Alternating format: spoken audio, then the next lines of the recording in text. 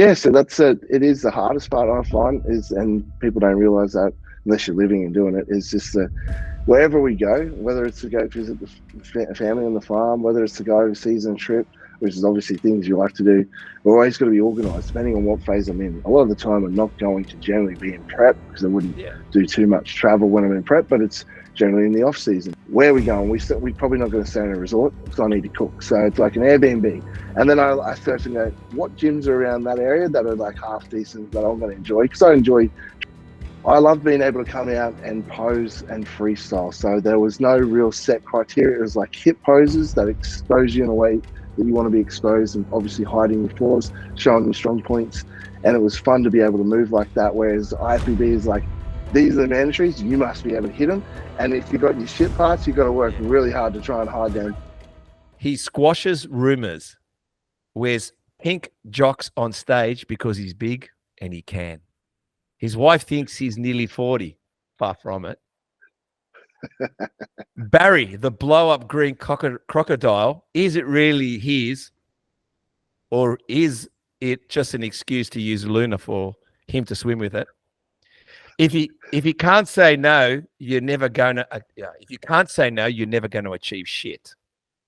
Competes with his fiance on who's got the biggest tries in the lift. Vodka and soda. I saw him question that.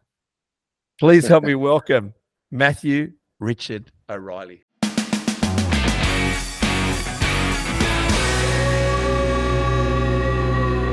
are you, mate? I'm very well, Stephen. Very well. I can see you've done your research there, mate. That sounds very much like myself. It's funny because, I was just looking at a few things and I thought to myself, I mean, you know, some of your posts, there's one where you say you want to squash rumors, which I'm going to bring that up. And obviously I saw you with your pink jocks. I mean, that's a big call, pink jocks, mate. Did you want to bring the WBFF to the IFBB? What were you doing there, buddy? Yeah, exactly. Just a little bit, just dabble it in there, bring a little bit of glitz to the IFBB. It's I thought it brought out the blue in my eyes, a little bit of pink. Well, it's funny. I'm always one to get on stage and just try and be a little bit different. Obviously you want your physique to be the standout and do that for you, but sometimes adding a little bit of color and not blending in with everyone else is a good way to go about it. But I'll tell you what, pink seems to be more and more popular these days in terms of the trunks coming on the stage. So I was just surprised in that lineup, I was the only one in pink. Do you think, I mean, I'm actually a little bit new to the bodybuilding game of late. The bodybuilding game I know was, which I explained to you off air, was like I saw Dorian Yates in person off season, and let me tell you, he's two of you together off season, two of you together on your off season, on your fucking off season. He was, fuck. When he came out on stage, I never forgot it. I went, when I saw that, I said, yeah, no wonder these guys are Olympians. Like was just like, I can't still put words together what I saw. And yeah, he came out, and it's funny, bodybuilding shows back then, which weren't many. And I keep explaining why I didn't compete. Two things. I mean, I don't know. I actually thought there was a bit of ego to it. I thought the guys that were on stage must think they're fucking it. Like they must think they're Arnold Schwarzenegger. That's what I thought. I thought the guys on stage must believe they're like Arnold. They're fucking big. And the other thing was, back in my day, they would do drug tests. That was part of it. And the funniest was, I mean, because I was in the gym, you'd hear the rumors on how to cheat the drug test too. Like it was just a funny world, man. It was a funny world. Yeah. There was those that liked, it's in their personality that want to cheat. And those that don't want to cheat. And it's probably like that today. So yeah, it's funny. I think in all sports, they've been trying to cheat the system, and they continue to still do that. Don't you worry at the very top level. Really tell us. Does you think so? Yeah. Oh, absolutely. At the Olympics, that people that haven't played high level sport or been up the top don't realize what goes on and how much people want to win. And not, when I say people, not just the athletes, the people that are behind them, the sponsors and stuff like that, you know. And I can't remember, what, Invictus or something like that, or maybe I've got it wrong. There is a Russian documentary, and it talks about the Russians at the Olympics and how they were beating the system back then with drugging all their athletes. I can't remember what it's called, but you'll find it, it'll be easy to find on Netflix, and just to see at that level how far ahead they were from the doping organizations, and how they worked around it, you know. So, and then America and Russia are always at it, and when it comes to the Olympics and the athletes and who's going to win and who's got the bigger dick, so to speak. So think about it. Yeah. So, but like you said, there are athletes that are hardcore. They're just like they still are when you got bodybuilding. You got natural athletes, and I know a few which have phenomenal genetics and look crazy for a natural. But I'd love to see you enhanced, you know. And they're like, fuck that, no way. That's what they want to do. And so I'm like, well, respect to that. Yeah, look, like I said to you, that's why I was trying to, the kind of way I was going is that it's really changed. And I think what's changed now, excuse me, is the different divisions, the different weight classes, in a sense, the different men's physique, the classic. I mean, that wasn't around. Even the girls. I mean, the whole thing has become incredible. And also, I know you've come from also the WBFF part, and I mean, that one's like a bit like a Victoria's Secrets. But look, I'm going to go into some of the questions because I don't want to shoot ahead too far ahead of what I've got here. But hey guys, welcome to Bondi Beach. Thank you everyone for supporting us on Muscle Talks podcast. What I'd really like is for you guys to hit the subscribe button. Why hit the subscribe button? It just lets us get a bigger reach, a bigger audience, and also some of the greatest guests. You've probably already seen we've had a few Olympians on, and we're striving to actually get right up there on the 1, 2s, and 3s. Yes, possibly even C-Bum on here. So guys, subscribe, come on a journey with us with Muscle Talks. Now let's get back to the podcast. How come? I want to know, why haven't you changed your Instagram to end with IFBB Pro, mate? Come on, everybody's putting IFBB Pro at the end. Where are you going? I did see that. As soon as someone goes onto my page, it says right up the very top under my name, IFBB Pro. I made it. Tried to make it quite bold right That's now. okay, but but we say people put it as their new title. Yeah, just because at the moment my business means more to me than the pro card, so that's why I keep Kingbodies in there. Whenever someone searches a name, I want Kingbodies to come up straight away. Smart. Yeah, but I did think that a few people have gone, oh, you haven't got IFBB Pro like everyone else. I'm like, yeah, well, it's got to be business. I've got Kingbodies there, and then then under it, you'll see a bold IFBB Pro. I'm very proud of that. Bio's okay. The bio's the bio, I guess. But like I said, everybody, you type in IFBB Pro, I would not know which is the IFBB Pro's actual Instagram page. There's too many IFBB Pros on there. It's exactly right. Have you ever done that? I just want to find the Australian IFBB Pro, and you got to type it in. There's all these names come up before it. I'm like, no, I just want the actual organization, not these pro athletes. And the funniest was a girl that we had recently on, and she'll be posted shortly. Is it Abby, Chris? Abby is the American from Abby. Yeah. She competed 2022 in Olympia under women's is it women's physique or no, women's fitness. So she does the show, like the acrobats. Yeah. Incredible. She's incredible. An incredible girl. I spoke to her, and I've got another guy coming on from Canada too, Tyler Johnson. I don't know if you've heard of Tyler Johnson. But anyway, he's a coach of hers. He looks a bit like you, actually, when I think about it. Yeah, good looking guy. Yeah, a bit like the Ian Roberts of the man of Ian Roberts. A bit like the Ian Roberts, mate. Are you Ian Roberts, by the way? By any chance, are you from Manly and Ian Roberts? Mate, if I was half the footballer he was, I'd be very happy. He was. I've got that lookalike question in here. Big Robbo. I had someone actually say that to me. He knew I played rugby league. He knew a bit about me. I think he was talking to someone in the gym, and he's like, "Mate, no offense." And he's like, "I grew up watching Robbo," and he's like, "You look just like him." And he's like, "You're bigger," but he's like, "I can guarantee you he's more aggressive than you are." And I was like, and I obviously played rugby league. That was all I did growing up, so I knew who he was. And And I was like, I'm not offended, mate. He was one tough motherfucker. So Well, good. We're gonna go with the conversation. But Ian Roberts, yeah, I've seen him around. I think he trains at times in City Gym down in Darlinghurst. I don't know if you've ever trained at City Gym. City Gym is an I have. iconic I've gym. actually done a session. Yeah, yeah. Oh, you should have seen it in the days when I think was it Paul Graham that owned it? I can't remember exactly who owned it at Yeah. the time, but it was I think and it was Paul Arnold. Graham. Yeah, Paul Graham. Yeah, yeah. And now there's a guy called Billy. He's going to come on the podcast too, actually. But man, that gym was iconic as well. Fuck, everyone was huge in there, man. When I used to train, there was you went in there to learn. I used to watch and I could learn. I could just watch guys training, and they were fucking big. Everyone was big. Yeah.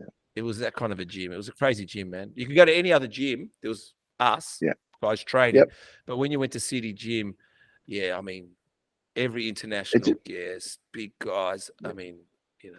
It would have been a very humbling experience, you know, when you go to a normal, no, I shouldn't say normal gym, any gym, and you turn up and you're someone who's very serious with your training and you look good, you live the lifestyle, you feel pretty good about yourself. And then you go to one of these gyms where they are the big boys and you get humbled very quick, but it's also very inspiring. Like you said, you're like, what are they doing? Are they doing anything different? What's their training intensity like? And it's great to see because it forces you to level the fuck up with the training.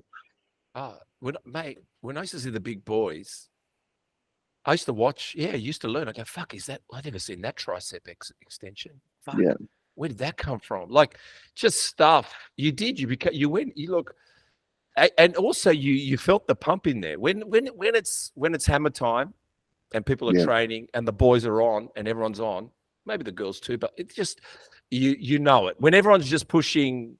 When everyone's spotting each other, when the whole gym is one big spot, you know, it's nice that you can talk about that because I try to explain that to clients sometimes and other people that I can be in the shittest mood, you know, having a rough day or just feeling off. You know, not every day do I feel like going to the gym, you know, and I do it because it's discipline and you turn up. And once I get there and I feed off the other people's energy in the gym, and I can see guys on the hack squat getting after it, or even girls, you know, there are girls at our gyms just getting after it. And I feed off that and like, it's time to show up and get the job done. And it's exactly what you just outlined. And it's a very nice atmosphere that gets created in the gym. It is, you know, and like I said, the gym is, like I said, I love the gym. I mean, like you said, turning up, sometimes the hardest bit is really getting there. The hard bit's not in there. I mean, lately, because I'm depleting a little bit, I've gone like my usual weight is I'm usually about 85 kilos. That's what I weigh. 5'11", 5'10", 5'11", 85 kilos. The biggest and best I've ever been hard ripped is 90. I did a 90 hit once, but I got to 107. This fucking fat all over my body bastard I was. And now it's taking me seriously. It's taking me the longest I've ever fucking had to battle this thing. Nearly a year and a half to get down to 96 to flip it, to build muscle, to lose fat. Like if you're not patient, you're fucked. You know what I mean? Like I'm talking about just now I'm starting to see the shift at 96, meaning I had to lose 10 kilos to see nothing because I was basically had fat over my body to build muscle to say, oh, there it is. Fuck, there it is. All right, let's go. Let's keep going. You know what I mean? Yeah. It's very tough, isn't it, at times? And then you go through them initial stages of fat loss, and it's like you feel like a skinny fat. So it's a double hit, you know, because you pull carbohydrates, you lose your fullness, and you pull the fat off, you're not seeing what you want to see. And you're like, what the fuck am I doing? It's a real kick in the nuts. It's a real kick in the nuts. Okay, so let's go with one of the questions I've got here. The rumors about you can't get any bigger. You can't do this. You can't do that. You're starting to look like a bodybuilder. You are a bit bodybuilder. Doesn't WBFF, that's what I was saying, it's a comment. You're saying that the rumors were about you can't get any bigger. This is, I think WBFF was telling you this, right? You can't do this. You can't do that. That's the rules they're telling you. you're starting to look like a bodybuilder. That's what they told you. Now, what I wanted to know is, aren't you supposed to be a bodybuilder in WBFF? Yeah, absolutely. And it's like, I get they have a vision of what they wanted for their world champion as a male. And being Paul Gillette, he being the monster he was, absolutely incredible freak he was.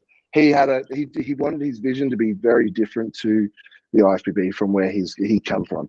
And so what they wanted was more that classic, that Chris Bumstead look, that, big for most people to be able to look at in WBF and go, I can achieve that. If I dedicate 3 to 4 years, I can achieve that look possibly, as opposed to when we look at the super heavyweights where people like, it's a freak show and people come literally to be in awe, not to try and look and be that big for the majority of the population. So that was what was being said. I knew that they wanted me to really push for the world championships and to come through and try and take that title and be the look they wanted. But it was getting back to me from the head Australian people that obviously tight with myself and my coach at the time. It's like, you got to be careful. And they're always watching, obviously the higher profile athletes, because we're leading the front for their business, their entity. And it was just like, take it easy. We don't want him bigger. We don't want him thicker through the waist. We don't want him getting thicker and thicker where he loses his line, his shape. So that was like the feedback I was getting. I'm like, I'm not even having a crack here. And at the time, I'm like, I'm in the off season, and a lot of my mates were all IFBB, and they're pushing things. And obviously, exactly what you said before, we're bodybuilders. We want to progress. We want to see progression. So food wise, I was like literally in my off season. Well, 35 calories in your off season was nothing. 3,500 to 4,000 might have been up as high as I got. I was allowing myself to, because I would have just started to, the weight would have just kept moving up. So then it really did take the love out of what I was trying to do, and it works well for a fitness model because they'll stay in shape all year round. That's their job. But I'm not a fitness model. I want, like you said before, the goal was to be a bodybuilder, and I wanted to see progression from year to year, and that was where I was always heading to the IFBB. That was the ultimate goal, to go there. It was just, I wasn't anywhere near where I needed to be at the time when I started. So I was lucky the coach at the time was like, this is a perfect place to establish yourself, build an aim for yourself, build a brand, social media. And then as you progress, you can slowly, or not slowly, transition over to the IFBB when you're ready, as opposed to spending years in the amateur ranks, just not good enough to crack the top. Yeah. Look, I see your point. I mean, there's another bit here. You mentioned respected by male bodybuilders to move from WBFF to IFBB. Tell us about that? Yeah. So in Australia, again, a lot of people will know who I am. And it was always just like, when are you coming to the IFBB? And they're like, I'd win pro shows in WBFF. I'd go to season, win a pro show and stuff. And when I was over in the States, people would come up. I love America. Everyone just will compliment you all the time. They'll be like, oh, you got to do NPC. Surely, are you a pro? And I'm just like, I am a pro. And they're like, oh, for real? Then as soon as I mention the word WBFF, they'll be like, what? WB what? Never heard of it. And they're like, oh, and if they did, it would be like, oh, the Victoria's Secret stuff. They do, guys. Like why? And it'd be feedback like that. Like, why aren't you doing IFBB? Oh, you're wasting your time, God. So that it was just things like that as a male to the best males were and doing IFBB, and it's very difficult, as you know, to get a pro card in IFBB as well. Are you fat up or fed up? Tired of boring food? We just cooked this from our What Should I Eat cookbook. It's also on an ebook, making it more affordable for you. So, get your copy at threeog.shop.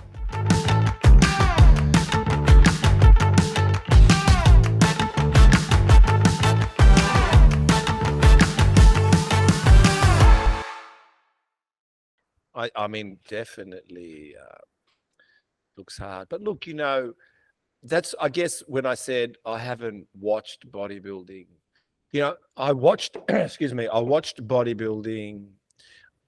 I said to you, I'm 54. I was going to compete at 50. I mean, God, the podcast just repeats this over and over again. Fuck me, dude. They're going to say, shut the fuck up, Steve. But anyway, cut long story short, I thought I'd go check out the shows. So I actually went just to the IFBB show.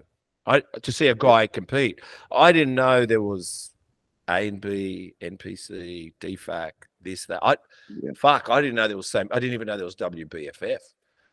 But obviously it seems, like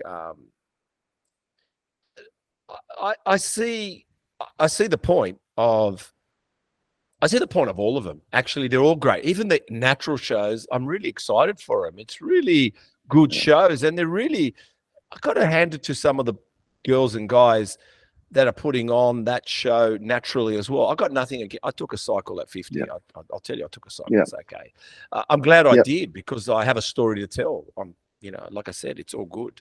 And the reason I can speak openly is because I fucking tell my kids. My kids ask me questions, I'll tell them the truth. I don't give a shit. You know what I mean? If my son said he wants to do it, if he said he wants to do a cycle one day, we'll have a long chat about it. We'll have a good chat. We'll talk about everything. You know what I mean? And that's what's most important, that whatever your kids want to do, you want to be able to talk openly and have conversation. So, the WBFF, I got to say that, I guess it looks amazing. I don't want to, like I said, I'm happy to have the guys on the podcast. I guess what I look at is, I don't know, I feel, you can correct me if I'm wrong, and maybe they should look at this, but I feel that the girls are overpassing the boys, and that you guys are like just the byproduct of it now. Like, meaning the girls have basically, you're kind of like, how can I say, when you got the main act, but there's that front act that comes on. You guys have a little bit, even though you're the main show, I don't feel like you're the main show. I feel like you guys have now become the starting act, and then bring on the girls. And I think they're pushing it too far to make the boys look flamboyant too. I like the Speedos. I like the look. I'd wear those Speedos. But some of the dance moves, I don't know. Like, I just feel the boys are compromised. I feel that. I could be wrong, but that's what I feel. Yeah, it's very different. I want to make this very clear to everyone listening, is that I enjoyed my time at WBFF. Oh, fucking, I like it too, man. Don't worry. I'm a fan. I love being able to come out and pose and freestyle. So there was no real set criteria. It was like hip poses that expose you in a way that you want to be exposed, and obviously hiding your flaws, showing your strong points. And it was fun to be able to move like that. Whereas IFBB is like, these are the mandatories, you must be able to hit them. And if you got your shit parts, you got to work really hard to try and hide them, or you're going to be exposed really quick. I wouldn't know how you do that. Go on. Yeah, they're very different. Whereas WBFF, there's a lot of energy. And like in Australia, Paul and Ari, they're the ones that run the Australian WB Awards now. FMG, they've just did a big changeover in terms of the name. The shows are incredible. Like, I've never, even overseas at the World Championships, pro shows overseas, nothing compares to the Australian. I heard the Australian guys do an amazing job, but go on, They pack, like, you go to the casino, it's packed. They sell out 2,000 in that auditorium, and it's awesome to walk out to. It looks like a party, man. It is. And the music, the girls, you are correct. They are the best girls in the world, all come from Australia. So a couple from the States, but majority of the girls, they're A grade from Australia, and they really do kick ass in the WBFFs, or the FMG, whatever you want to call it now. So that's where the girls have overpowered the guys for a lot of time, and the guys are just, like you said, the backup dancers that come on and be like, a lot of the attention was on the females. So come out looking amazing. Well, they've taken our playground. The girls have taken our playground, mate. What are you talking about? They've dominated the gym. What are you talking about? Yeah. Well, in IFBB, I would like to think that the guys still steal the show there. I mean, the bikini and wellness are definitely building up. Don't get me wrong, but a lot of the people there to see the boys. No, they're there to see the boys, and I've got a few more questions about that. The sacrifices of Christmas, eh? Say no. Not everyone will understand. Don't blame your mum for cooking great food. The one drink, not 7. That was the vodka and soda. Because I think I saw your fiance mention it, and I saw your look, like you went. She goes, and one vodka and soda won't be that bad. You went, and I thought, and so I guess you're having a blast this Christmas, buddy. Mate, I'm allowed to. My calories are really high, so I'll be enjoying food with them. I'm not in prep, but it's just we have a lot of clients obviously struggle through that Christmas period, and providing them the education and support to be able to navigate that successfully. Like, it's people blow it out of proportion. It's like, you know what? It's one day.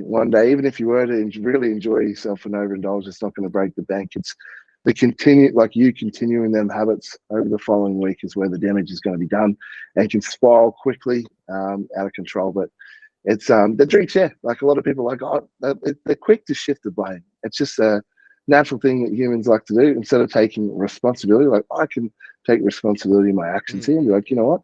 Instead of, and we're not saying, hey guys, don't drink. That's what everyone's trying to say. It's like, you enjoy a bloody drink, have a drink, but instead of having half a carton, have 4 or 5 and be okay with that. You know, unless that's what you want to do. Go vodka straight. Nice, good Well, yeah. Belvedere. Go Belvedere, Grey Goose, mate. Just a bit of ice. Want to get pissed? That's right. Put it on the rocks. Put it on the rocks, man. It's good stuff. But tell me, I laugh because because you said also not everyone will understand, and nor should they. Like, does it matter? What are you trying to? Who are you trying to convince? That's right. At the end of the day, like, you and I see it. I've been witness myself. So is Emily. It's people go, me too. Yeah, me too. Oh, you're not. Yeah, you would too. So it's like, they're like, oh, you're not dieting again. Oh, it's just one piece. It's not going to hurt you. Like, just let your hair down, relax. Like, that's just people wanting you to obviously see the goodness, and they just want you to be involved and have fun. But at the time, they don't understand what you're trying to achieve, and you can't expect them to unless they know what you've got to go through. So you need to be able to say, hey, you know what? Thank you. I'm fine. It's where people run into trouble with it, is where they're like, oh, I can't. It's their wording around it, like, oh, I shouldn't. And that's where people are like, what do you mean you shouldn't?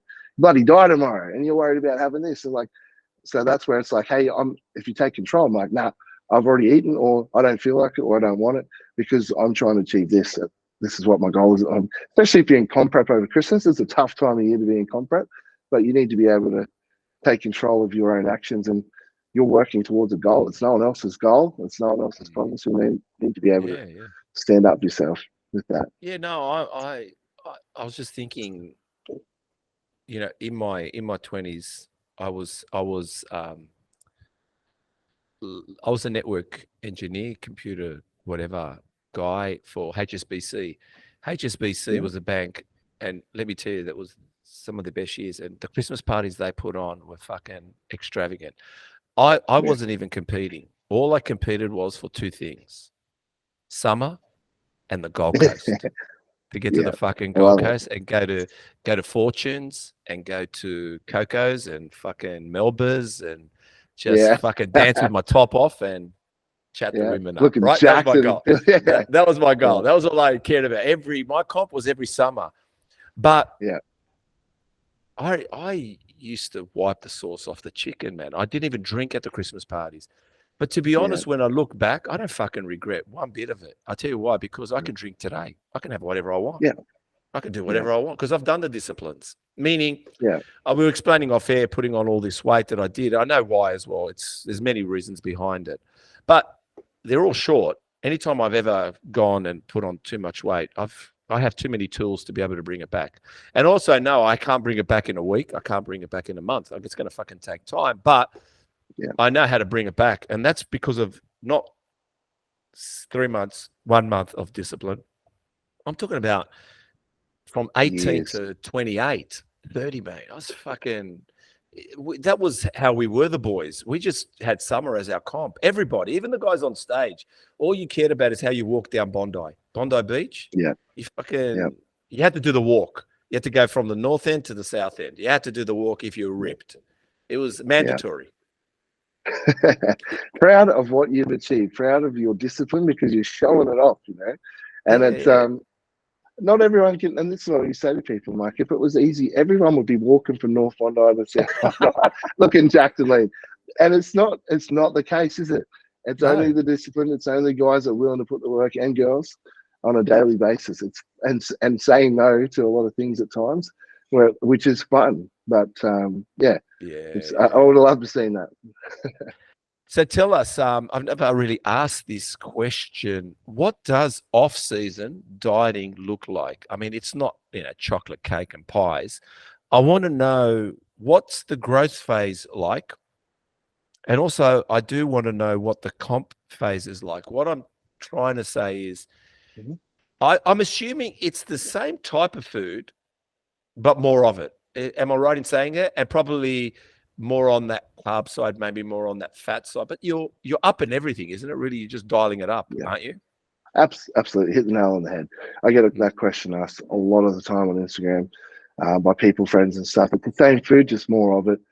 Within the only difference is like some of the carbohydrates. So when I'm cutting down and getting ready for show, when we're pulling right down, instead of like white rice, I'm going to look for food like foods like pumpkin and do a couple little swaps just so I can get more volume, more fiber in to help with satiety. Because once then calories get really low, you're going to try and volumize your food a little bit more to try and help you get through it. And then, like you said, in the off season, fats are really low going into comp. It'll be just high protein and like quite low carb and fat. And then in the off season, everything could be escalated. So protein will go up to the upper limit, and we'll even push fats up a little bit more to get it in. So we'll start bringing in more different types of fats that I enjoy that I digest well. But a lot of the time, there's a variety. I'm big on variety. The old school approach in bodybuilding when I first started was just like chicken and white rice. And you just see guys eat that all the time. Like, man, you need to diversify what you're eating.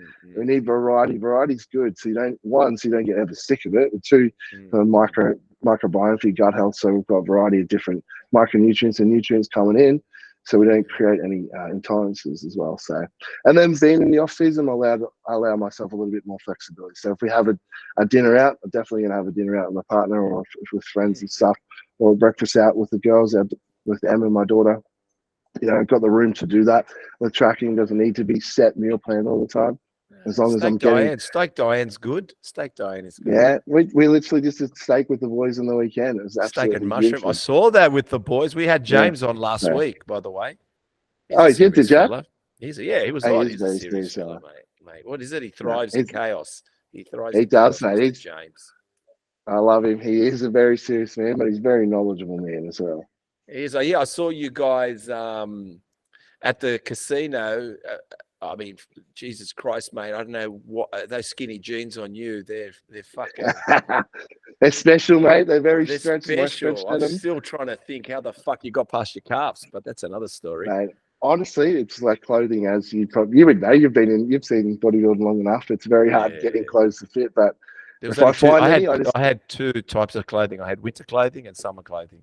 It was. Exactly. I had jeans that were 3 sizes bigger. And then the ripped up jeans when I was not actually ripped the jeans. Yeah, ripped jeans, but more like summertime jeans, the ripped up. I've lost about 3-4 kilos. And then bulking up jeans. Absolutely. It's the same as me, mate. The bigger shirts, and then in contest prep, I swim in them. And then obviously in the off season, they start to get tighter. So I know where I need to be. I'm where I need to be in terms of growth. Yeah, it was good to see you guys there out having dinner. Who got the smaller steak? Someone got a smaller steak. Yeah, that was one of my coaches for Jarman. He got the rump, the Wagyu rump cut, which is like unreal cut, very flavoursome, but it is smaller. Or was it James? No, the James size kills me. I'm a wog, man. When I look at food, it's got to be big, but I got to get used to it. That's all. I looked at it and I'm like, you know what? I think mine was a 550 gram one. I'm like, I'm going all in here. The boys just got little tasty ones. Mine was still delicious. Yeah, I went for size. How did you cook it? I have mine medium. I always go medium. I can't have too much blood. No, my son, he's 17. He cooks a mean steak. Actually, he did a good fried chicken once. And I've never taught him to cook, but he did it. Yeah. I think I was starving him. I think he just saw chicken breast in the fridge, and then he opened up the pantry and saw, I don't know, flour and crumb. And he made, listen, man, till today, he made the best fucking fried chicken I ever had in my life. And he was at the time 15, 16. I mean, he's a just looked at it. He's like, I'm going to make this work. Like, he made it work, man. Dad's bloody plain chicken. I can't do anymore. You watch what happens with Luna one day, man. My kids were holding up crucifixes saying, no more chicken and rice. No more fucking chicken breast. No more fucking chicken breast. That's all I kept cooking, chicken breast and fucking rice. Yeah. Striking against you. They did, man. They did. Tell me something. How long do you think one needs in an off season? That's food and exercise to really grow and alter their body. We're talking about, you know, you can put on weight, but that doesn't necessarily equate to muscle. And you know, to increase delts or to increase, you know, an arm takes a bit of work. But what do you think? How long is it? Because I noticed here you said something like you need, prior to comp prep, you need 23 to 24 weeks, or is it 14 weeks if it's a short one? So what I'm firstly saying is, how long do you need to put on some size, quality, and time? And obviously you've mentioned food prepping. I want to know, when's it too late? If you come down to 12 weeks, is it too late? If you come down to 10 weeks, is it too late? So, sorry, 2 questions in there. Yeah, it just depends. So, like, if we're talking like improving the physique, like you said, if I'm trying to bring up some delts, and essentially the lateral head of the delt or rear delt, we're trying to get a little bit more 3D delt. More 12 months is going to be more than enough. If it's like a couple little muscle groups like that, that's more than, if you're very on point with your off season, very structured, that's enough time. We're trying to bring up 4 or 5 kilos of muscle, like mass all over. We're going to need at least, that's where people they come undone. You're going to need close to 2 years. You're going to have a whole year off, at least 18 to 24 months off, in order to allow the time, because it's done in phases. We don't just do one big push phase over that time. You'll push up for 16 weeks, 20, depending if digestion allows it, and obviously body composition, we don't blow out too much. And then you'll do a hold and then a bit of a trim up, and you pull back down, and then we'll go again. So it's done in different phases. And then each time you're refining, you're starting higher than you started before, and you push higher than you were before, and you come back down. So you sort of go up, you come back down, but you're still higher than where you started. You go up further than you did, and you trim back down, and we do that over a period of time. But like I said, if it's a small muscle group and you already got a well-established physique, you're not going to need as long. Like, definitely do that in 10 to 12 months, or even 8 to 10. And then the other question you said was, when's too late? When's it too late? So it depends on how well you structured your off season and how far you let your body composition go. So that's where we're going to look at how much weight do we need to get off for you to be competitive on stage. That's going to determine when we start contest prep. That a lot of people will do a 20-week prep to allow for obstacles that pop up, like getting sick, something go wrong, maybe a small injury. Hopefully that doesn't happen. But if you start earlier, if we do have something pop up like that, one of the unknowns, we have time to work around that, as opposed to if we do a gunshot prep at 14 to 12 weeks out, if we have something go wrong, we're really pushing it. It's still achievable, but if you're starting from a very good start in terms of starting prep and body composition, 12 to 14 weeks you can definitely make that happen. I've done that in the past quite a lot, no longer than 16 weeks. This is the longest prep that I've done, which was the most recent one. We started at 23 weeks out. I'll never do that again. But it just depends on where your starting point is for prep. Like, how much weight do we need to pull off? You know, and the idea is to get ready and be ready for a show 3 to 4 weeks earlier. Like, if you're on point, if you're ready by then, it's nice, because you're like, hey, we're there. Now we can start to manipulate things. We can start to do a carb up, a mock trial. Like, let's put some food back in. We could even spend a week back at maintenance, wash off a lot of fatigue, and put food back in there. And you hear guys who do get ready early start to feed back into the show, as opposed to everyone else running the gauntlet, just trying, thrashing it right up to that last week, hoping they're going to be ready. Like, that's a shit feeling, trying to get on stage. Tell me, you said something which intrigued me, and I've heard this. I've heard it with Chris Bumstead as well. How do you manipulate a weaker muscle on stage? How do you fake? Like, hey, I never knew this. I did it. Can you explain that a little bit to me? Explain to all of us. Yeah, so depending, like, for me, it's a little bit different for someone who's got to do a weight class, and they've got to get down to a weight cap 2 days or a day before, depending on when they've got to weigh in. So someone like Chris for CBum and anyone that does classic physique. For me, it's just like, I could come in and we could push condition a little bit harder and be like, yeah, we want to really stand out here and get that look. And then we sort of carb up. So what it is glycogen in terms of fullness of the muscle. So you got to remember, a lot of the time you're quite depleted going into that show. Look, you're pulling right down. And then that's when we say we're trying to peak for that show. We're using water as well, but and sodium, but mostly carbohydrates. We're pushing carbs into the glycogen into the muscle to create that full pop look, and we're trying to we time that pump up going on stage to be nice and full, bursting that skin nice and tight, vascularity. And sometimes you get on stage, if you have push condition a little bit more, you can be almost flat looking.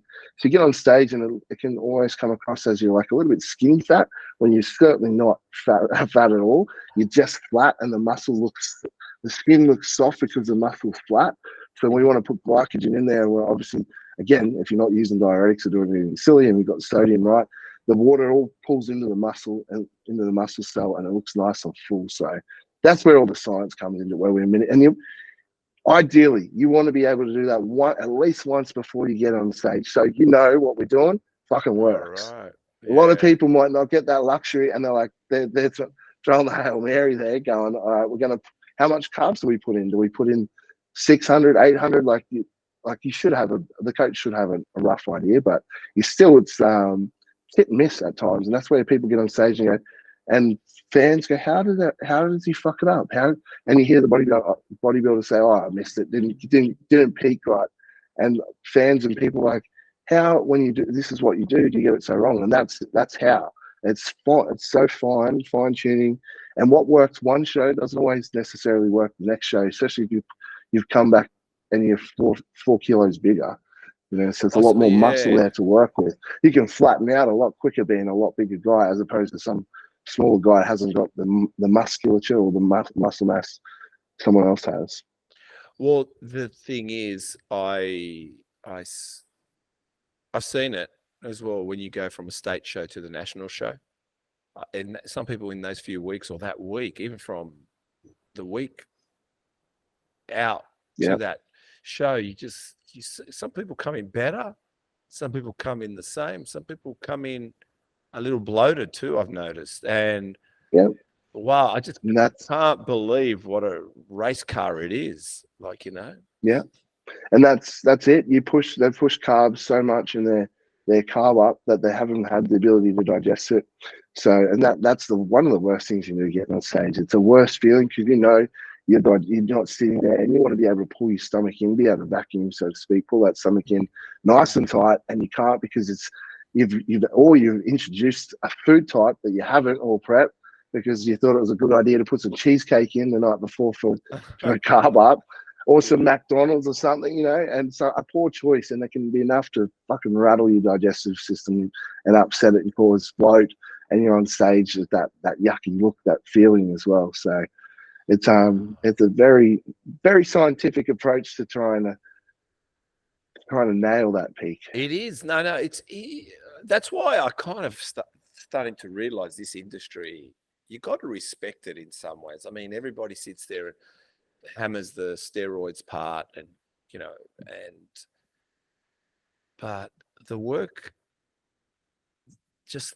around everything. I mean, that's one bit that is probably just like swiping your membership card to go into the gym. It doesn't give you muscles. You know what I'm trying to say?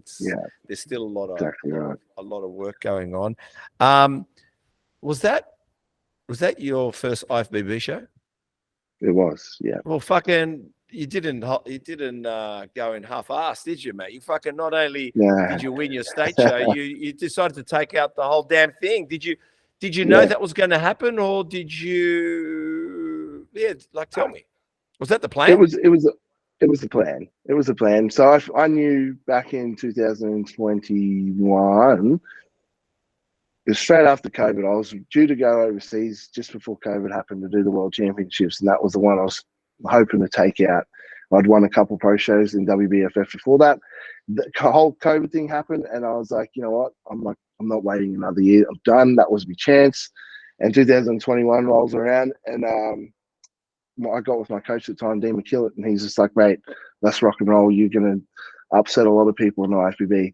He's like, you obviously have weak areas, and that's where I'm going to come in, and that's where we're going to spend the next 18 months building that upper body up and balancing out the physique a lot better. And then we end up spending more than 18 months, because my partner we had a bub, And then she was like, babe, I just want to get on. She literally had Bub, and it was like 9 months later, she started a prep and for the world championships. She's like, I just want to get on stage and try and beat Asha beat her the year before. She's like, and I'm like, you don't want to take a year off to try and, I don't know, put yourself in a better position. Not that she wasn't. I'm just like, in my mind, I'm like, I'd at least do an off season.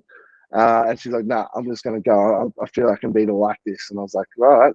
And I was like, so then I spoke to Dean. I said, we're not going to do this show.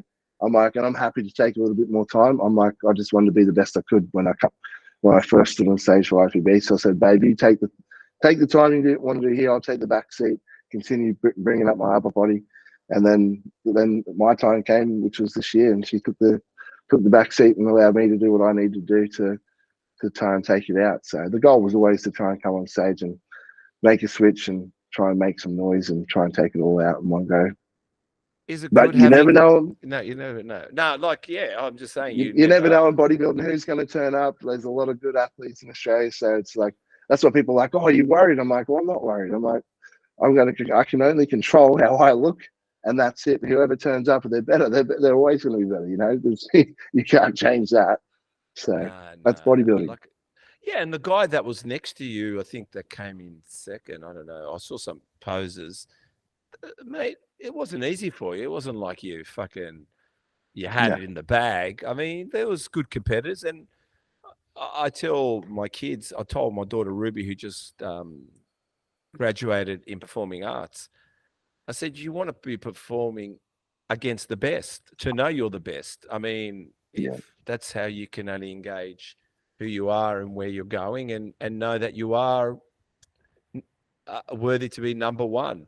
How does that feel? How does that feel from, I guess, the dream or the achieving what you did in WBFF, not feeling like you're a bodybuilder? Like, that's what you kind of were trying to say, that people were probably mates were saying, come on, Matt, you're a WBFF, whatever you are. Bodybuilding is bodybuilding. And you said, fuck yes, I'm coming in. I'm going to show you bodybuilding. So you've come in to say, fuck yes, I'm coming in. Yeah. How does it feel knowing top guy?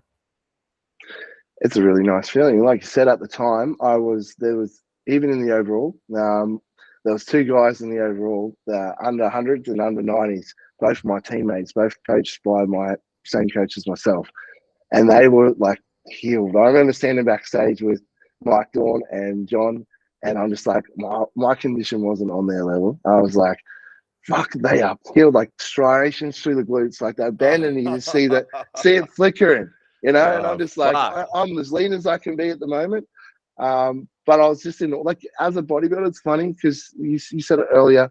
You look at these bodybuilders come out on stage, and obviously our job is to be confident when we come out on stage and show off our physiques. It's to provide charisma and some personality. But a lot of the time, the bodybuilders aren't like that in real life. We get backstage and we're all insecure in our own little areas, looking around, going, you don't see how you look. You're like, fuck, look at the chest and shoulders, look at the density through this guy. This guy's back, these lower lat insertions. And I look at guys and I obviously see strong points. I'm like, fuck, that's a good back. I don't have that back, you know? Yeah. And then it's not until you sit back and you see the photos and everyone like shows you or says their bit, and you're like, oh, well, I didn't realize I was that much bigger. Like, I was that much denser. You know, there's a lot of muscle there that I don't see, because you're always your worst critic as well when you're looking at yourself. But they were really good, and I was happy that I won. But I was also happy that the standard of the show was one of the best I've had in a while as well. There's a lot of good guys coming through at the moment in Australia, which is great to see. I'm a fan of bodybuilding. I love seeing that the Australian bodybuilding's picking right up, especially not just in the bodybuilding side of things, but also classic physique as well. Mate, I saw the classic physique. Mate, they are edging to the opens. Let me tell you, they could be pushed to the opens, these boys, any second now. They're really they pumped up the classic a bit, you know what I mean? They're big boys, and they still how they make them weight caps, I do not know. Mate, I was looking at them and I'm thinking, is this only because the jocks are black? I went, is this opens? Because they were huge at the Sydney show. But even men's physique, I mean, I think the sport's doing good, and I think that, look, I think you can correct me if I'm wrong. Again, I'm no expert, man. I'm no expert. And to be honest, I'll say something to you, Matt. Last night I was at the gym, and it was the first time I realized my hard work. Not today. Yeah. Yeah. You just said you were backstage looking at everyone's body going, look at that guy, look at that guy. Mate, I do that all my life. I've never given myself any credit. I'm not going to give myself credit right now. You talk to me in about 2 months. In 2 months, 3 months, you can give me credit because I'll be back in the 80s. But yeah, it's amazing when I watch what I'm watching. Yeah, sometimes we can be just our fucking worst critic. But you don't know that you actually done the work and you look good, but you just never, it's never enough. It's like, when's it enough? And when I look back at photos, I go, fuck, I mean, I'm not saying I'm in my jocks, but you obviously looking at your photos on stage, you don't realize it, do you? But like sometimes I mean, I guess they say when you're a dick, you could be a dick with a lot of money. But if you're a good guy, you can be a good guy with a lot of money. If you're a good guy, not that muscular, but you're a good guy, really muscular. I think, I think sometimes, we need to just be kind. Like when I say kind, I'm saying is, you've put in the work. You look good. You like others to look good. I think there's no room to put ourselves down in this industry, Yeah. Absolutely not. And I was lucky with my partner Emily over the years. I used to be very much what you said. I'm always wanting more. I was never happy, but I'm like, I would pick things about myself. I'm like, I'm gonna change that. I'm gonna build that up. Oh, I'd see a photo. I'm like, oh, I hate this. Is not what I envisioned. I know I can be better there. And she's like, at what point are you gonna be happy? And I'm like, I am happy. She's like, you listen to the way you talk to yourself. She's like, people give other guys will give their left nut to look like you. And I'm like, but I'm not trying to be like everyone else. And then it made me realize, I'm like, what you said, I'm like, you know what? How about I look at what I see right now and be like, and it is, have I done the work? And you look at what you do every damn day, them daily habits, and you go, I have done the work, I have. And I look at photos from 4 years ago to be where I am now. I'm like, be proud of that. Like, that's a hell of a lot of work. There's a lot of work that's gone into that. Tough days, good and bad days, and be happy with that and give yourself a pat on the back, and then you can still want more, but as long as you're still like, hey, you've done extremely well, and acknowledge that, how far you come. Like, perspective is everything. And sometimes you do get caught in that mindset of just always wanting more, and instead of looking at like how far you've come and what you have achieved, and being kind on yourself. Yeah. But what makes me laugh, I think, I was just, like I said, listening to you as well and hearing and remembering what I just said. It's even in business. Like, I guess there are people in the gym and as well in business. I mean, I'm maybe I'll use this word politely. I like clowns. And I'll tell you what I mean. They fucking rate themselves and they're nothing. Like, people are fucking doing poses and posting it, and I'm thinking, what are we looking at here? Like, what the fuck are we looking at here? Like, it took. I don't know about you, man. I mean, how old are you? 34. 34. Fucking, she thought you were nearly 40. Yeah. God, she's cruel. Hey, come on now. She's very cruel. But the thing was, I know. But the thing was, if I told you back in the day, and not now, I mean, mate, we just trained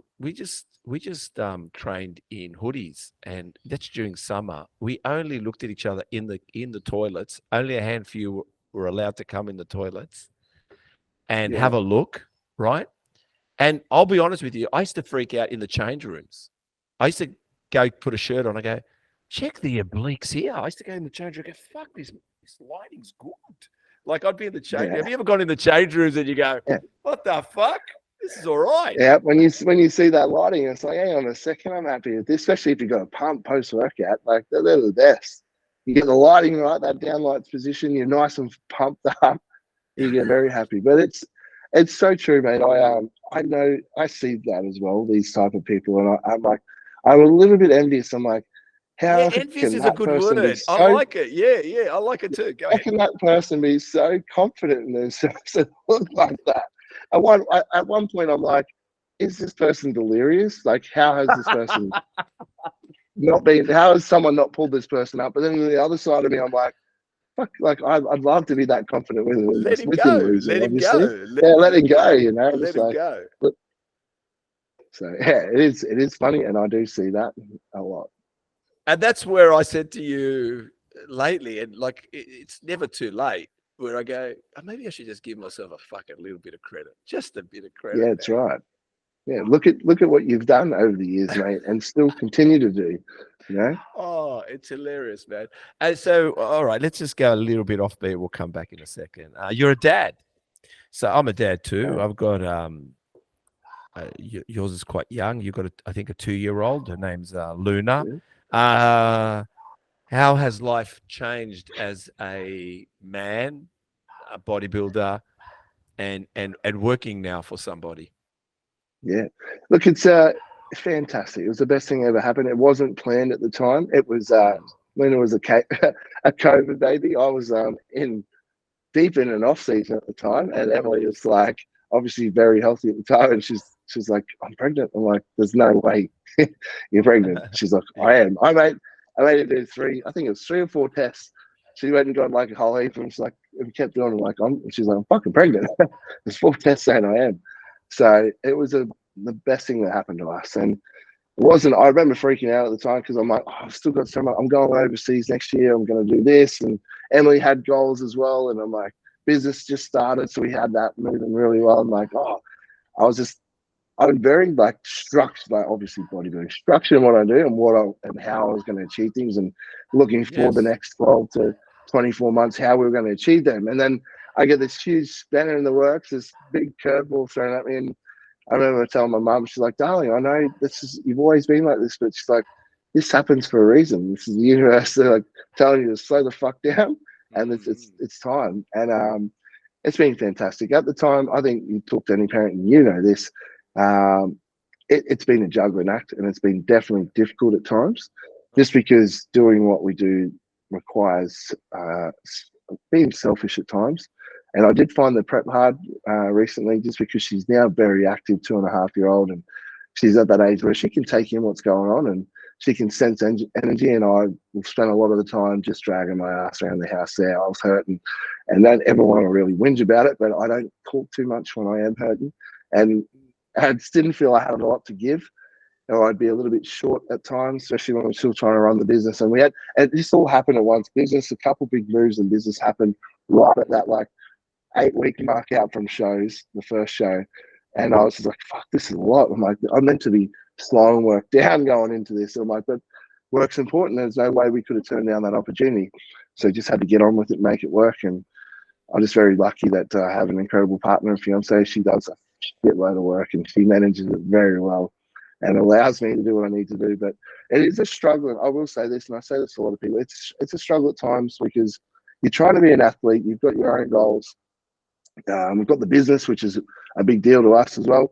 And that requires a lot of work. We don't ever get a lot of time off because a lot of people think, oh, I want to run my own business, be my own boss. And that comes at an expense of always working, always making sure that you're moving forward. You've got 5 employees under you and a couple contractors that they need to be paid. There need to be clients coming in, lead generation, working out social media, constantly being on, whether it's Facebook, Instagram, TikTok, on there, creating content for that, thinking about what people want to see, dealing with marketing team, trying to get that right, to have more leads coming in. It's just constantly trying to grow that. And then at times being able to like step back and like, I need to be done by this time of the day. And the next 2 hours in the afternoon is Luna's time. When she gets home from daycare, it's like, we're going on the scooter, we're going to the beach, or whatever we're doing. And I just need to put the phone in the pocket. In front of that swing and just there for an hour. Yeah, on the swing, even if it's on the swing, just being present with her and making sure that it mightn't be a lot of time, but the time we do give her is quality and it needs to be quality time and on the weekends as well. So, but parent guilt is a real thing and it happens. It's something Emily and I speak about a lot, and you're just trying to find balance. It's not always going to be perfectly balanced. So there's going to be, you have to certain times prioritize what's important at that time and know that that's going to shift. Like, oh, is it prep? Okay, the next 8 weeks, 12 weeks is really important. Then we just went on a family holiday to Bali not long ago. So that was just like my straight after prep finished, the show's finished, I was able to give back to my daughter and switch right off, give back to my daughter and my partner and be present for them after them putting up with prep for a good 20 weeks. Yeah, look, I'll probably just give me a second, Chris. Is that dog bothering us with the barking? What do I do with it? Look at that. It doesn't matter. This is all live, man. We can edit this out if we need to. Yeah. She's all right. She's all right. She's all right. I think she wants to come in and she's going to create a mess, but let's just get him in. Yeah, she's not going to stop. What was I going to say? I just let her in, Chris. Let her in. We'll let her in, man. This is part of the podcast. This is what's so beautiful. Yeah. That happens. Yeah, they're all going to come in anyway, man. They're all going to come in anyway. Here she comes. All right, go sit down. Anyway, you know what? I'll tell you something funny. Listen to this. Yeah, carry on. Carry on. Yeah. There we go. This is perfect. This is what's good about Muscle Talk. You know, when I was... All right. Calm down now. Go sit down. 1 second. We'll let it disappear. That's all right. She just wants a bucket, Chris. At the moment. Yeah, all right. You done? You fucking made your stand. I got anyway. You know, it's funny you mentioned this and parent guilt, whatever you're talking about. You know, when I was in business, I had to leave. I had a shop. It was a health food shop, and it did juices, smoothies, salads. And I had to get there at 5 a.m. And sometimes my daughter would be crying at 4 o'clock in the morning. And she'd go, "Don't leave, Daddy. Don't leave." And you go, and you just have to shut that door and listen to her crying and screaming with Mum. I'm sure you've felt that many times. Don't leave, Daddy. Don't leave. It's tough, isn't it? And it fucking smashes you. But I have to say, my daughter's 20, still talks to me. Yep. Loves it. And but the thing is, like, guys and daughters, like, I still lose. I don't know about you. I lost my breath when she was born. Like, I just couldn't. I can't breathe being around her. I'll just let you know she's 20 and I still can't breathe every time I'm with her. Yeah. So. And even just before this podcast, my son texts me and he goes, "Oh, can you drop me off at a mate's?" You know, I said, "No, I'm in a podcast, mate." And they get it. They eventually get there. They go, "Right, and I tell them sometimes, man, hey, listen, I fucking feed you. I put a roof over your head. Fuck it. We've got this, we've got that. Where do you think this comes from? I'm sorry, I'm not doing it today. See you later." And they go, "Oh, all right, no worries." So sometimes you got to lay some hard rules on them. They'll get it. But yeah, I get you at 2 years old and you're in a world of you're in the world of everything with her. So, and it's all good, but you're challenged yourself. So you'll get there, man. Yeah, we going through the terrible twos, they call it, the tantrums, and then we think we're doing well, and then we have people go, "Oh, that's nothing. Wait till three." So I'm like, it just seems to be every age group brings a different struggle or something. Like, oh, we'll deal with that when it comes. But you have a lot of people reach out to us, and in particular Emily, and just even family at times go, "Hey, look, money's great, and we see you working all the time. When you're not working, you're thrashing yourself doing training. You got all these things you're trying to deal with. Like maybe family's everything. Maybe money's not everything. You take a step back." I'm like, "Oh, I get that."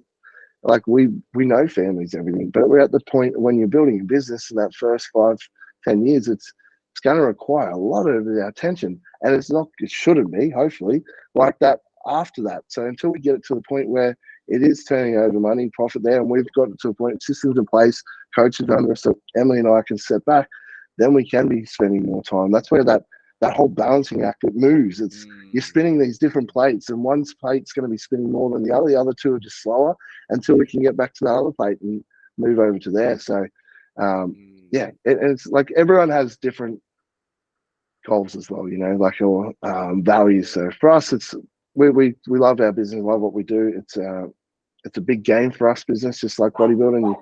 You make mistakes, and it's like, well, what's next? That didn't work. How can we make this better? What can we do here? And once we have it at the point, like most people do in business, where they can get it working up to a point where they can slowly start to step back from it and give more time and more attention and energy back to other areas of their life where they want to. Let me tell you, bro. And everyone gives you advice. Fuck the advice. I'll tell you something. Yeah. You're in business, mate. It never backs off. I'll just let you know. You want to back off? Go get a job. Go get a job. Yeah. It'll back off. Go work at Fitness First at the front desk, and you'll be all right. You'll be all right. You can do that. Yeah, but you got a business. And to be honest, I just did a post. I don't know if you noticed it. We've got a thing called Steve Talks. Do you know the only thing I'm going to tell you? I'll tell you what your anxiety is. The only anxiety you've got is one thing and one thing alone: is if you don't provide enough. That's going to fuck you every day as a guy, because that's all you want to do. You want to make Emily and Luna feel safe. How do you make it feel safe? Roof over their head, your bank account to look okay. Take them out for breakfast. Not just look after them as a brute, but that's it for guys. But I'm just letting you know, you're in business. It ain't going to stop. The money's going to flow, and the money's not going to flow. I think the most important bit is, if I could just give you one piece of advice, the dream never stops. So never stop dreaming. Believe you're driving a Lamborghini, even if you're not.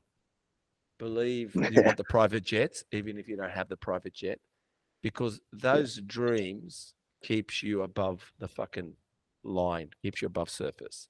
When you stop dreaming, you go below. So, man, some days you're eating porridge, and some days, yes, you're going to be able to, go out.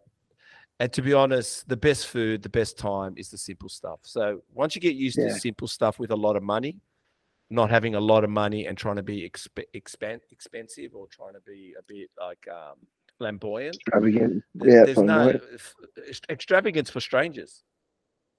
Extravagant is for fucking strangers, man. Money in your bank account is shit. Money in your bank account is shit. Money, if you've got a surfboard, good on you. You got a jet ski, good on you. Have fun with your daughter. You fucking you're in Bali, you're having fun with your daughter and your wife, your partner. Like, money in your bank account. When someone gets old, I'll tell you something. The stories you hear from them. Not one old person told me how many millions they got in their bank account. They usually tell me their life, about the garden they had, the tomato they grew, the fucking war going around Europe. No one tells me there's zeros. No one's ever told me there's zeros. So true, isn't it? Yeah, so fuck the zeros in your bank account. Just keep blowing it every week and bring it back in. Blow it every week and bring it back in. All right? And Luna's going to come along. Comes and goes. Yeah, Luna's going to come along for the ride, and so's Emily. Emily, like I said, my kids, I'm just saying, I mean, as a dad, I mean, you'll learn. You'll learn. You'll learn to skip meals so your kid eats. You'll learn. Yeah. And you'll rejoice in that. You'll say visually and mentally, your muscles are going nowhere because you're too fucking savage. You're too savage. I didn't feed you today, but I fed fucking Luna. I'm good. And you watch. But when you think weak, when you feel weak and you believe you're losing muscle, well, you just convinced yourself. So that's right. Anyway, there's a bit of prep. Mindset. Bro talk. Mindset. It's all mindset, bro. Honestly. Yeah. I'm still trying to get it right. Yeah. Yeah, it's funny that where people think that you've got it all worked out. I'm like, nah, I'm fucking winging it, mate. You hear it from more and more people that are older and above you, and it's like, nah, just make it up as we go and continue to striving forward, Mate, it's the best. It's the best, man. Like I said, if you want to know what you're doing, go get a job. All right. Turn up from 9 to 5, and then that's all you need to worry about. That's all you worry about, and it's trust me. It's then you start daydreaming what you could become. So we don't daydream about jobs. We just daydream about surviving. Let's talk about real transparent. The hardest thing about bodybuilding. You mentioned there's a lot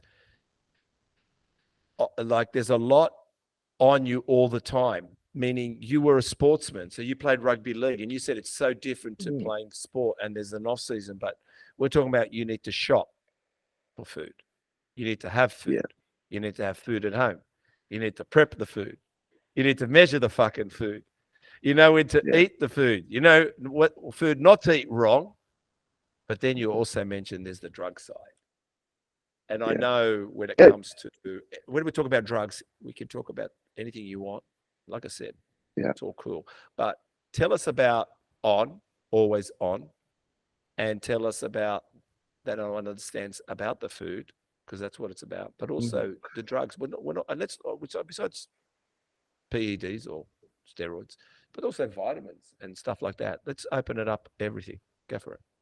Yeah, so that's it is the hardest part I find is, and people don't realize that unless you're living and doing it, is just the wherever we go, whether it's to go visit the family on the farm, whether it's to go overseas on a trip, which is obviously things you like to do, we're always going to be organized depending on what phase I'm in. A lot of the time, I'm not going to generally be in prep because I wouldn't Yeah. do too much travel when I'm in prep, but it's generally in the off season. And if it's in the off season, you're generally pushing food or you're pushing training volume and drugs are being pushed as well. So wherever we travel, it's like the first thing we look at is, and it's normal to us now, but it's a lot of energy and it's frustrating at times. Like, right, where are we going? We're probably not going to stay in a resort because I need to cook. So it's like an Airbnb. And then I search and go, what gyms are around that area that are like half decent that I'm going to enjoy? Because I enjoy trialing different gyms. So I'll start Googling around there, looking at what gyms are around. And then it's like, if there's meal prep companies around, depending on if we're in the States, wherever we're traveling, I'll try and reach out to them to make it a little bit easier. They're just little things like that. And it's like, although we're on holidays, I'm still ticking off training. The training, when I train, might be a little bit different. It might be first thing in the morning. And I might even train fasted sometimes, which I normally never would back at home. Or it might be late in the afternoon, which I'll try not to avoid as well, because obviously your priority at the time is traveling with the family and doing things. And especially if we are traveling with family, I can't be like, hey, I'm just going to go in the middle of the day, go to my session. Can everyone wait for me? So it's still ticking the boxes as best you can, whilst trying to keep everyone else happy and also yourself. So then the drug side of things as well. It's like, all right, if I am, it's like traveling over there. It's like, do I have contacts? Yeah. Excuse me, over there. I am fortunate enough. Excuse me, I'll have to have a drink of water. Yeah, have a drink of water, man. That's Ah. it, have a drink of water. Yeah. Yeah, I didn't think of that. Like, yeah, also that side of it. Who do you know over there? So yeah, I heard over there to reach out to other pros. We're all tight. We're all in bodybuilding circle, and then I also work with a doctor. So I'm fortunate. Not everyone gets to work with a doctor. So growth hormone test, primobolan, I can get prescribed from my doctor.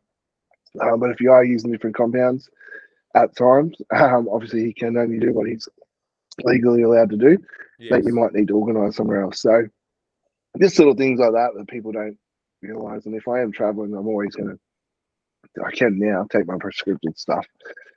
But I know other guys, friends that are bodybuilders that aren't fortunate enough in the position I am. That's how they work and navigate around them things going overseas and making it work. But it's just little things like that that over time weigh you down. It's like, excuse me, I choose to do it. I love it, but at times it can get very difficult and weigh you down. Yeah, and it's what else is like traveling. Like the hardest part as well is like right now, I've come out of prep and we're like, we pull blood straight away. We're like, all right, generally out of prep, bloods are pretty skewed and your health takes a hit. We had this period of like 8 weeks, 10 weeks before we go to Christmas and go to Japan. And my coach is like, let's pull some bloods. And I'm like, oh, he's like, let's see how bad it is. If it is bad, everyone's genetics, like genetic response, everyone's different. We pull bloods and they come back and he's like, fuck, I was actually surprised myself. I'm like, I'm very happy to see that's where they are. They were slightly skewed. And he's like, you're in a great position. Let's rebound the fuck out of it. He's like, if you're keen, let's make, instead of just holding for 8 weeks and then you go overseas for another 3 and waste that time. He's like, let's rebound here while you're really hungry, insulin sensitive, and you've been depleted for the last 4 months. Let's feed you some food and put drugs back in and go for it. And my weight went from like being on stage at 110 to currently 122 this morning, which is really nice because I'm like, I've just been wanting to eat, and I'm like, this is awesome because generally in the off season you're forcing food down, and it doesn't take too long to the point where you like feel saturated. You're like, oh, I've got to eat so much food, and it becomes a hobby in itself of just trying to push the food down.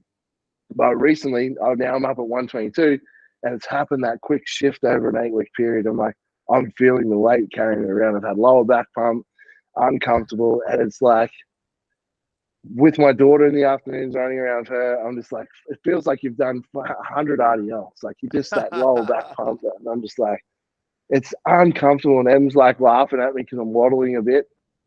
And I think about that at times. And I'm like, people don't talk about that often enough in the off season for big guys. It's like when your weight is going up above there and like sleep starts to take a knock as well if you get something, you're not meant to be that big and carry that much weight. especially if it's a transient shift and your body hasn't had a lot of time to adapt. And I'm like, in my mind, like, fuck, I'm going to be spending the majority of next year hitting new heights, new all-time highs of weight. And I'm like, I'm going to be feeling like this a lot next year. So I'm like trying to change my mindset around feeling that way and being like, that's what I spoke to my coach last week about. I'm like, mate, what can I do? And he's just like, you've come from such an athletic background, always mobile. And in your mind, you like to be mobile. And he's like, you need to change that, especially for this next year, and be okay with being heavy and try not to be like a lot of bodybuilders will do what they need to do. And they sit down and chill the fuck out. It's like, and you might have to take a step back and allow yourself to be not as active and be okay with that and change that mindset. Instead of feeling want to be mobile, he's like, bodybuilders who are all in bodybuilding are actually happy because they're like, I feel fucking big and strong.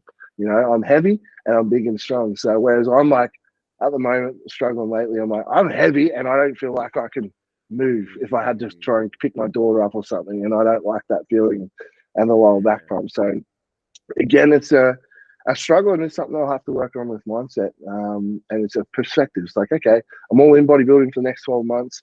I'm going to be heavy.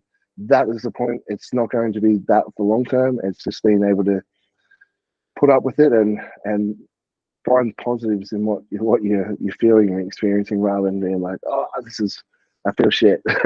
It is. I know that when like I said, a few things dawned on me. I mean, back then, the bodybuilders, I mean, fuck, is the word solitude life? Like, they don't do much, man. Some of them don't even have relationships. They just have, like I said, they train and sit on the couch, eat, sleep, train. Yeah. No, not even going out there. They're not at NBA games. They're not at NFL games. Yeah. They're not. It's not like they're going out there and the crowd's going, oh my God, there's Jay Cutler. Oh my God, he's in the grandstand. Jay Cutler won't even go. He's like, very rarely. And I think that's a great point, mate. And for aspiring bodybuilders in Australia, like if you look at your top level pros that in America who are sponsored, that's what they do. They barely travel unless they're traveling for bodybuilding, going to expos, who their major sponsors are paying for them to go because that's part of their contract. They go and they train, and then when they're not training, they're at home on the couch. They're watching YouTube. They sleep, you know, and that's why they get so big. They're not like, for me, if we go out and do business stuff, we take Runa somewhere. It's like, it's literally like, how long was, and Emily knows this because it'd be so different if she didn't do this. I'd be like, how long will you reckon we'll be out there? 3 hours or 2? Because if it's 3, I've got to take a meal. You know, like I can't go 3 hours without a meal. Otherwise, I'm behind. I get home for being out. And if I'm out with friends and stuff, we go to do coffee and I'm looking at them, I'm like, I've said it to them, like, I've got to get going. I've got to eat.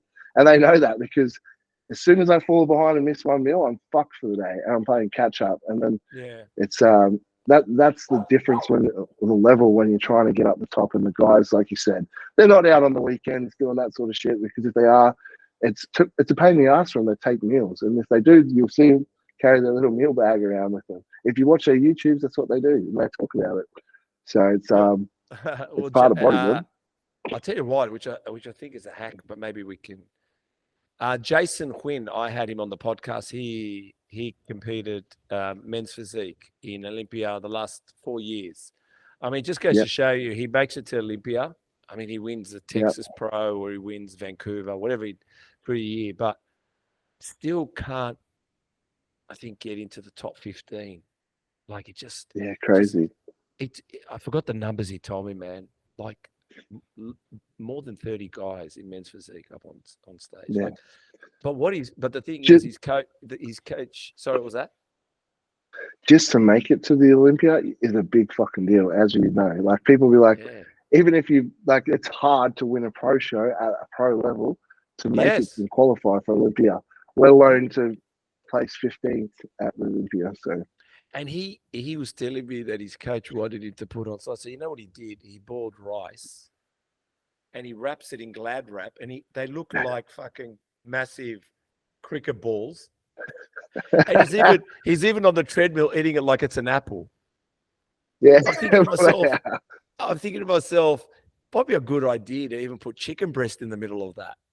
And just literally, I would just get chicken breast, chop it up finely with scissors, just to stick it in and get some protein. Or like a little bit of like, if it's a ball, I'd stick a little bit of like Kippy mayo and just poke it in there just to give it a little bit of fats in there as well. But he did a little skit on it that it was hidden. It was hidden behind the couch. It was behind the bike, behind his girlfriend's pillow. It was found in the car. It was like finding an elf. You know, it was just hilarious. But yeah, like he was just saying he just had to keep eating everywhere. But he didn't know how to do it. He says while I was driving, he's eating this rice like it's an apple in the car. So it was quite a cool hack. You played rugby league. I did. I played rugby league from the age of 7 right through to 23 or 24, I think it was. I finished up. I played Queensland schoolboys. I was contracted from the age of 16. I had a manager, I think, from the age of 15, I was contracted right up until the end there, until I was 22, 23. And then I finished football and transitioned into bodybuilding, well, WBFF. So so you're a Queenslander, obviously Queenslander state of origin. Yeah.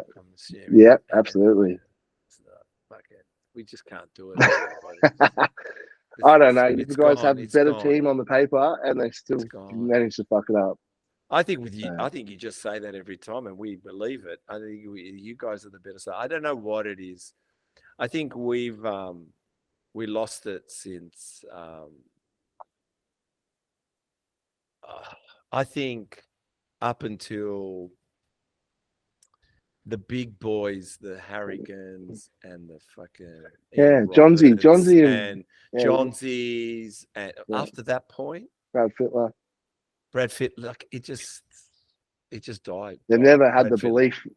It was gone. Like those guys, Johns could win a state of origin on his own.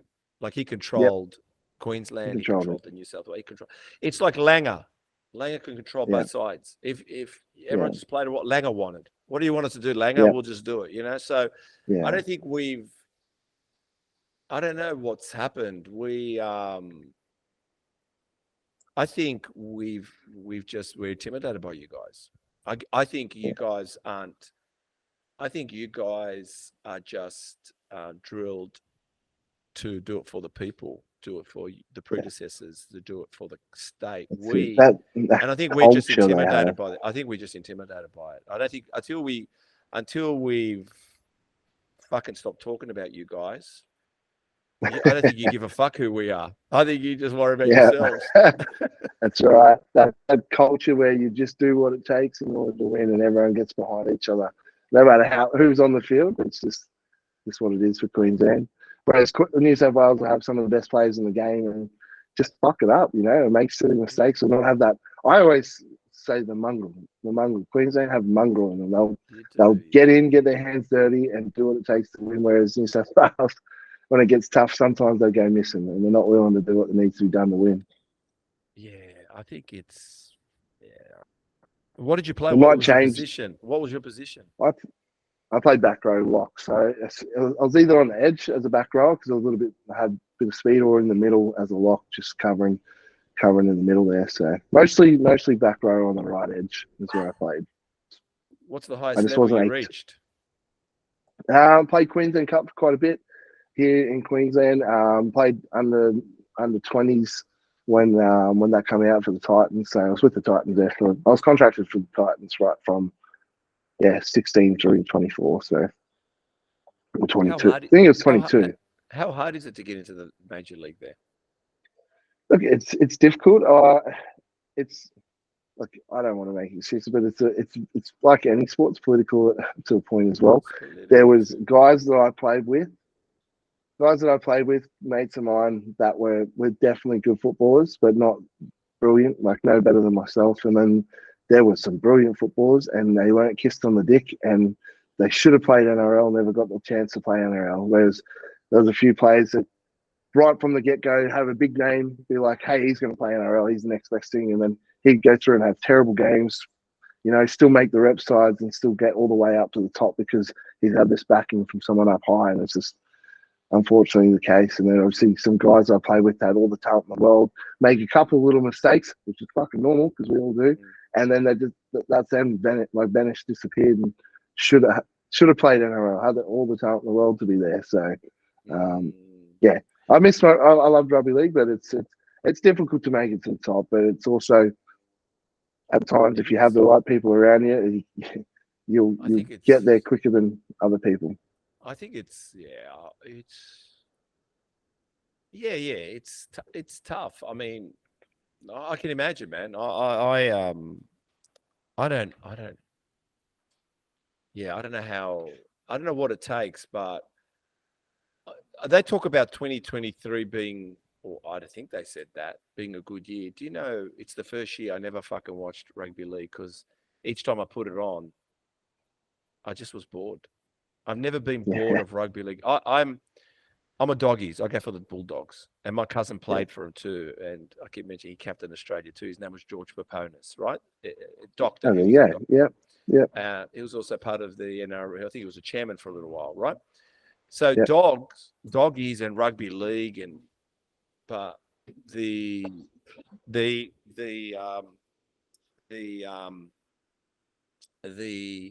sport this year. Sorry, man, I'm just going to kick my dogs. The sport this year was. I feel it was boring. I'm going to ask you, what do you think, or what did you find it? But I didn't care who was playing. I used to like it if Manly played. I just found, I think the 6 again rule, the 6 on top of 6. I don't know what happened. I know they wanted to stop the referee getting involved and slowing it down, but I think they've made it touch football now, and it just, to me, it's boring. I've really felt bored this year. I put it on 10 minutes in, I go, I'm going to bed. I would watch the whole game. Can't wait to watch the game. I don't know what is it. Am I right in saying that? How do you feel about it? Yeah, it's funny, you're gonna laugh at this. I haven't watched much rugby league since I finished playing. So I literally, the only rugby league I watch is the State of Origin when that's on every year, and the finals football. I don't watch much during the year just because we're usually busy with our daughter. Emily can't stand rugby league. She wasn't with me. I met Emily when I started bodybuilding, so she's doesn't have anything to do with rugby league. Yeah. So when I put it on, it'd be just me watching it by myself. But she'll watch Origin with me. But yeah, I have not watched much rugby league since I stopped playing back in 2015 or 14 or whenever it was. So unless it's the big games. Yeah, like I said, I like the sport, but I don't know, man. It bored the hell out of me last year. I've never been bored. I was bored, man. I just was bored. I think it just kept the advantage movement. I felt like I just wanted it to stop for a moment. Like, I don't know what it was. I wanted everyone to refresh and not look like they're backpedaling and they're exhausted and they're falling over and shit tackles and shit passes. I just think. Yeah, I was going to say. Go on. It was missing impact, was it? Because they were always on the back foot, you weren't able to set up and give a little bit more excitement to the game as opposed to, like you said, touch football. When you're tired, you fumble. When you're tired, you do stupid tackles. Like, at least if you get to take a breather, you come back in. The shoulder charge is not allowed, but you go in with a tackle. Yeah. The passing is phenomenal. Some tricky stuff happens. It's like just stumbling over people. That's how I felt anyway. What do I know? So tell me, when did bodybuilding actually capture your attention? And tell us, is it just WBFF you did? And how far did you reach? I noticed that you got to the UK. Yeah, so I finished rugby league. I was working up in Gladstone. I was doing FIFO. I'm a Sparky electrician by trade. I actually got the job to go play football up there. They said, we'll get you this job earning $2,500 a week in the hand if you come play rugby league. And I was like, doing what? And they said, on Curtis Island, you'll be building in construction phase a big gas process plant. And I was just like, I don't even have some of these qualifications. And they're like, doesn't matter, we'll put you through what. All you need to do is come play football for us. And I thought, you fucking beauty. So I was a Sparky here, and I was like, I wasn't even planning to play rugby league that year here. I was just going to focus on work and just enjoy having some downtime, being able to travel. And end up going up there and end up spending 4 years, just under 4 years up there, or 3.5 years, working on that job, massive job, and met a lot of amazing people. And whilst working up there, I played the first year of football for him. I played the second year. And then while I was doing that, I was always in the gym. I just loved, because the level of football obviously stepped right back from what I was used to playing. It was back to what we call bush football. It was fun, Yeah. but I was able to do it quite easily. So I was training in the gym. I always loved the off season in rugby league because we were always in the gym. I loved lifting weights. Yeah. And we were in there, and it just happened to be my coach at the time, her and her husband, Anne-Marie and Trent, and they're like, saw me, and she was big. She was a judge for IFBB and WBFF and coach. So they did bodybuilding. She was very good herself in bodybuilding, what she achieved. And she's like, you should bodybuild. And I was like, football. I laughed. I'm like, what? No way. Well, she's like, why do you laugh? And I'm like, there's no way I'd get on my DTs up on stage. All my mates are thinking I'm an idiot. And she's like, they can think you're an idiot, but if you're super successful and one of the best in Australia, she's like, they definitely won't think that. And I was like, what do you mean? She's like, your structure. Like when you look at bodybuilding, you look at structure, your width, your small joints, your big muscle bellies. She's like, you're low. But I was always lower dominant from sprinting, athletics, rugby league, big quads, hammies. And she's like, she's like, you have a lot of potential. And it started from there. We got talking to Trent, and then he helped me out with my training and just taught me more bodybuilding instead of just training for performance, which was what I was used to for rugby league. And then it just started. And then she's like, how do you go dieting? And then I started to want to learn more about nutrition and started realizing, and she's very good with nutrition, the importance of nutrition and supporting what we want to do.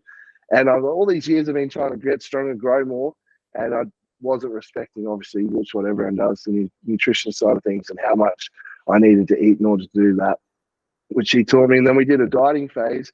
She's like, can you diet though? This is it. Like, I know you played rugby league and you think you're tough, but she's like, this sorts out the men from the boys. Yeah. And we did this, like, I think it was 10-week dieting phase. And she wrote, I was off on the airplane. She's like, you've got to eat this for 10 weeks.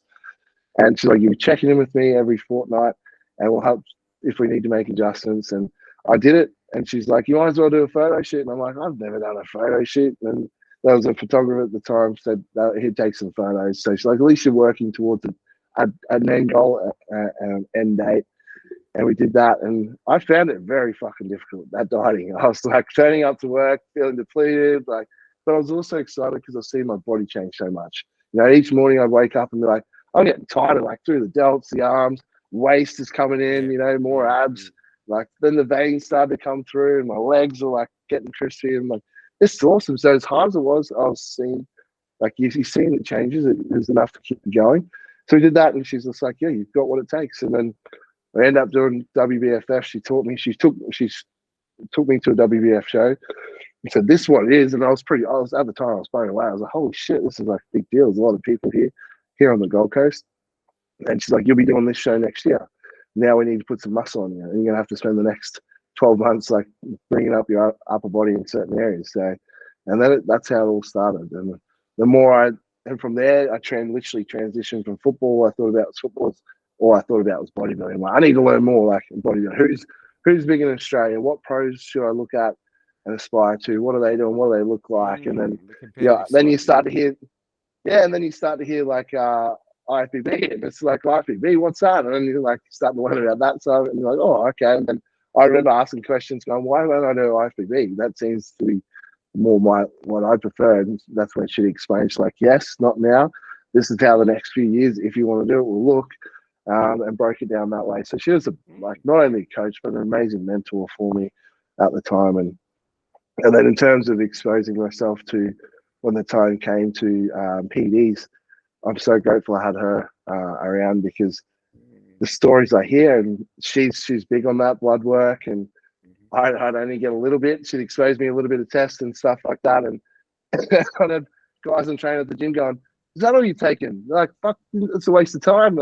You should be taking this. And I'm like, I go back to her going, oh, I get laughed at because they're using 250 mega tests. And she's just like, and then again, she just like, let them laugh. She's like, it's all you need. Less is more. Let them do that to themselves. And true. obviously you learn more and more. And I look back on that being like, fuck, I'm so grateful I had her in my corner, because I could have easily done, and there's coaches, unfortunately, like, I'm happy to say there's coaches out there doing outrageous stuff with clients. I've got clients that come to us and I do consults, and I'm not sure if James Mack mentioned that to you the other week. We talk about it all the time. It's like, who the fuck, like telling even females at times, and I'm like, why the fuck are you taking that? You know, like people Very dangerous, giving wrong, man. it's dangerous and wrong advice, and you're not doctors, and you know, the client unfortunately is looking to the coach because they're meant to be experienced and be able to provide like reliable information, and unfortunately some of them aren't in a position to do that because it's not regulated enough in terms of qualifications of coaching. And yeah, it is scary. I think it's starting to clean up. I think you guys, a few of you that I've spoken to, are starting to. I think the sooner everyone opens up, the better. I think the taboo subject about PEDs and everything going on. And like I said, I didn't realize myself gut health. I didn't realize food. I didn't even realize some of the lack of vitamins as we get older. Even doing bloods. I got my bloods done too recently. I've never done bloods. The mechanic, Scott, the mechanic in Melbourne, mate, my doctor wasn't even giving me the information I wanted. I said, I need to know this testosterone, that. My doctor goes, what do you want to know all this for? I said, just fucking do it for me, man. Just do it. Like that. It's easy for them to tick a box and they won't. It's like too much for them. Unfortunately, I've had clients do that. I'm like, I'm not helping you until I see some blood work. And they'll go to their local GP. What do you want to know that for? I'm not doing that for. You're healthy. I'm like, and that really grips my shit because I'm like, these clients, I'm like, well, how do you know that if you're not testing that? They're doing a general checkup. Let's have a look at their blood sugar levels, you know? Yes. They like well, so many things, cholesterol, you know, especially if the person's overweight, you know, let's have a look at that. Liver function, if guys are using, girls and guys using PD, liver function, kidney function. We want to see the whole thing, CRP information, the hormones. Where are the hormones? How far, like, are they escalated? How much they taking? Where's it putting them? Like, we need to monitor that. My doctor was saying to me, I only test this for women. I said, just tick the box, will you? Yeah. Just give it to me. We're just checking it. You know? Let us do what we need to do. But I think the more you guys, I think the outside looking in, and like I can tell there's a lot of riffraff in the industry. But it can only get better if you guys open up more, I guess. The more disciplined and strict, and don't chase the short change. Don't chase the people that aren't going to give you a good. Who said that once? Someone said once that they've had to learn to say no to people just so the reputation stays strong. So there's a lot of stuff you need to say no to if someone's, I guess, not going to abide by you. But yeah, all right, let's just say I apologize. Maybe someone says, I'll give you $100. And they go, go, no, I'm not going to take you on because you're not going to do this. They go, look, I'll give you 150. Really, you shouldn't be sold. You got to just stick to what you want to achieve. And I think that will have longevity on you and will push through those that are, not capable in this industry. Because I feel like you guys are, the more and more you coaches are talking about it, I'm getting educated. I'm also liking knowing all of it. I want to know who's natural and I want to know who's on it. And I don't what's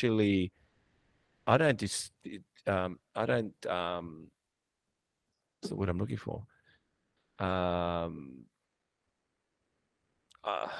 I can't find the word. It's more like I don't look at anyone. I don't look at anyone discriminate. I don't discriminate. I don't care. I don't care you're on it, and I don't care you're on it, not on it. I want to know how you're doing it. I want to know how you're doing it. That's what I want to know. Yeah, that's fair enough. Education is key, and you are right. I think literally in the last 2 to 3 years, there's been more transparency and more people talking about it, which is fantastic. Because unfortunately, without that, it's that the bro science that old Paul at gym said take this much, and you're just like, what the fuck's Paul know? Like, you listen, and that's all people have to listen to, take into account for him. I did it that way. I just went to the local big guy in the gym, and his brother competed. I didn't know anyone, and I took a cycle, and even I was upping it, and he goes to me, you don't have to. I go, but if I do a little bit more, don't I get more? And he goes, oh, Steve, just fuck it, do what you want. But it was It was incredible. What a journey. But I think I blew Yeah. myself out a bit. I think less would have been more for me. So who Yeah. knows what But who knows what I'd do next. Yeah, that's what everyone, they make that mistake really quick. They start the plateau and they're like, oh, I must need more gear, or they hear so-and-so's on this much. And I'm like, hang on a second.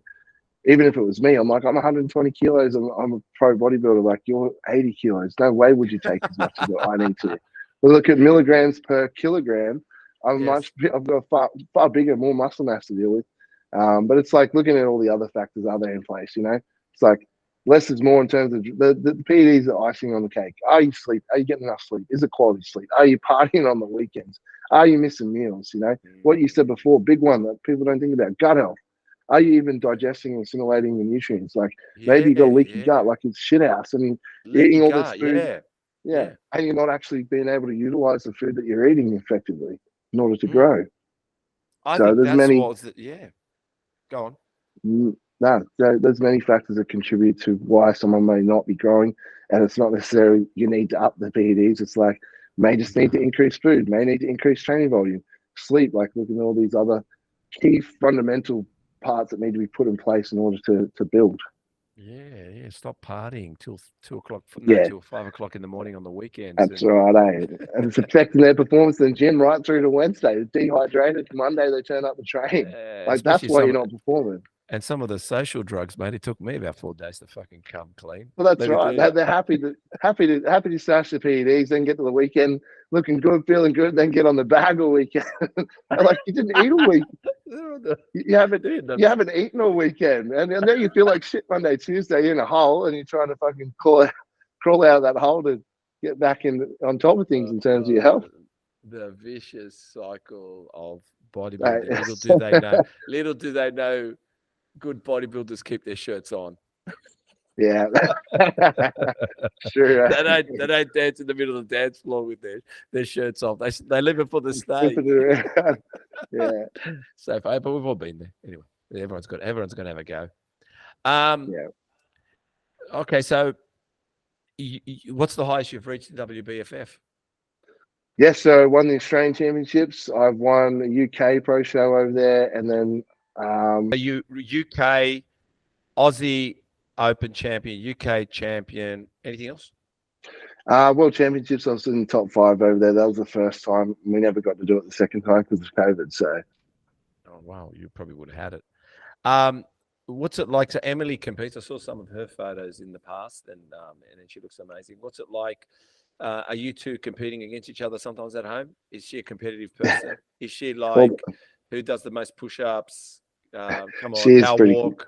She competitive? She is pretty competitive. It's always in-house battle with everything. But no, she's very good at bodybuilding herself. She's about to get back on stage. She's doing season A wellness, so she's making the switch as well from WBFF to IFBB. So I can't wait to see how she goes. Yeah, make sure I will get her on the podcast. We'll get on the podcast. Why just have you when we can have her as well? Yeah. Plus, I think we get more ratings with the girls. Yep, you definitely would. For sure. A few more questions, and then we'll go over the body. I keep hearing this word attainable, and people go, "That's why classic physique is so popular because they all feel like it's attainable." Mm-hmm. But why have you chosen the unattainable then? And what I want to know is, it's a big ask. We haven't had anybody since the days of the Torellis, the Lee Priest, the Sonny Schmidt. I don't know who else. You can name whoever you want, but those guys were in big lineups in top 10s, top 3s, winning. They're winning Ironman. They're winning, pro shows, which you said is hard enough. Yeah. What's it going to take, Matthew? Yeah, well, the unattainable. Yeah, if we want to talk about that, it's I would have loved to have done classic, but structurally my physique didn't suit the classic look, and for me to get down to the classic weight cut was just not that itself was not feasible. For me to get down there would have just took away from my physique, would have flattened me out too much, and so I had no choice but to try and do supers. And I'll see how we go. We've literally picked a pro show to do in 2025. We're looking at doing the New York Pro and the Cali Pro. So I've got all next year to push the weight up and build up my weaker areas just to try and create a bit more balance and a bit more density to go over there. And the reason we picked them two shows as well, in particular the New York Pro, is the one I've always wanted to do. Is it gets some big names. And you spoke about it earlier, like, I think a lot of people try to cherry pick shows and like, oh, I just want to go there. A lot of the time it's based around their ego. They don't want to be beaten. But I want to do that show hoping that some of the big names do it to try and qualify early for Olympia, which they generally do. So I can stand next to them and be like, how good are these guys? You know, I know they are, but I want to see it for myself standing next to them, have the ability to not only meet them, but stand next to them and have my physique compared next to them. That's definitely always been a big goal of mine. So, but yeah, it's very hard for Australia. I think Josh Lunarchevich was the most recent, well-established pro to go over and I'm pretty sure he did Olympia. He placed 6th at Olympia one year, didn't he? So that's incredible. Yeah, I know that, but that's please mention people I might have not mentioned. I'd like you to mention. Yeah, so he's probably been by far the best since the big names that you have mentioned, and it's just a huge step to go over to the States. And there's more and more Europeans coming out as well. These incredible physiques, you know. It's just it's very hard. You can be good at bodybuilding and you think you're all right, and then you go over there and you've got to see some of the best in the world. I mean, Lee Priest, an example. The genetic phenomenons. These guys, Lee Priest at what was he, 9? Did you get to see him when he was 19 years old? Incredible. Ridiculous. How can someone look like that at 19 years old, 18 years? He might have been younger at the time. Like, you're dealing with that. Like, trying to get on stage against people like that just it's hard for other people to understand, because one, they haven't seen how big, like you have. You've seen what that looks like, the best look like, but a lot of people haven't. And I saw Dorian Yates, man. Like I said to you, he was W. He was a freak. When he came out, I was like, what the fuck is that? Like, it was it was incredible, everything, the back, the shoulders. But I guess, I don't know, man. I think, you know, you have chosen the unattainable, which means, and I think that as much as this year we watched the C-Bum, we still looked at it when,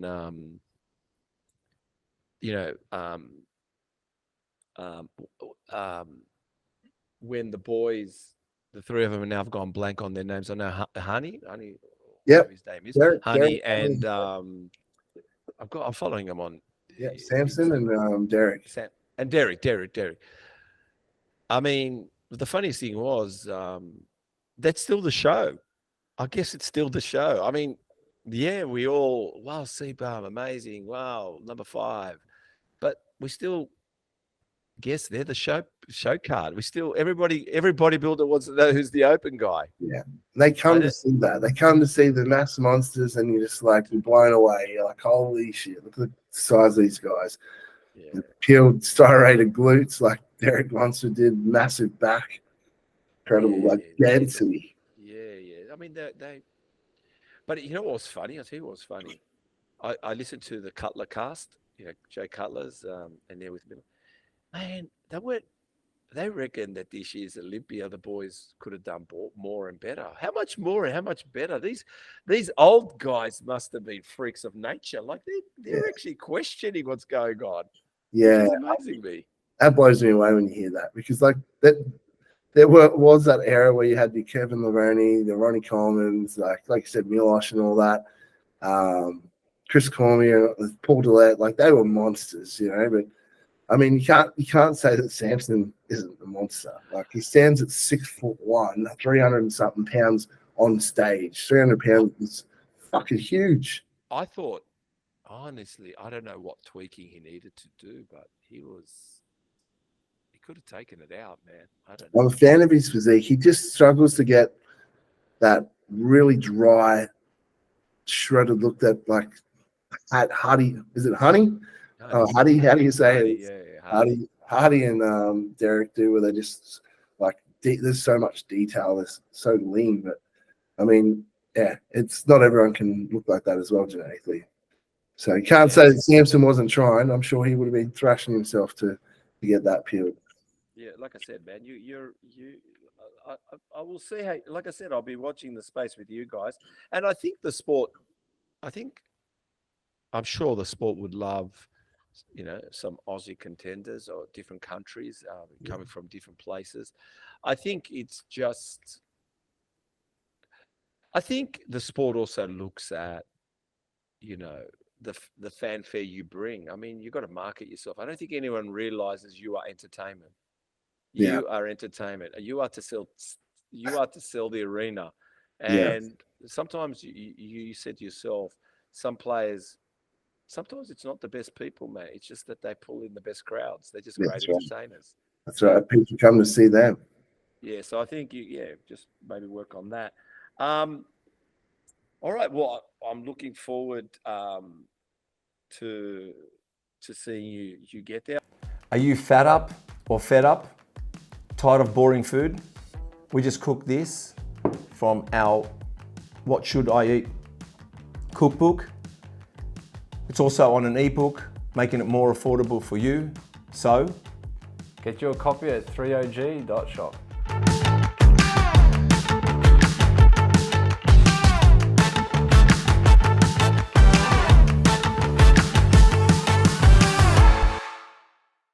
I'm going to go over the body now. We're going to go over the body. And what we do here is I'll tell you a body part. And you tell me if you train it, and an exercise, sets and reps. That's about it, really. Like if it was bicep, I might say spider curls, 3 sets. Sometimes I'll say to a failure, but 15, 12. Loaded, you know what I mean? So, traps. Do you train traps? I don't train traps directly, no. Okay. Never had to, just because they're utilized in a lot of naturally a lot of people, even without realizing, will use it on like dumbbell lateral raises and stuff. Although you're trying to isolate the delts when it's heavier and you start to fatigue, start to incorporate a trap. I mean, I've always been quite dominant in the traps as well, so. If I wasn't, then yes, I would train them directly.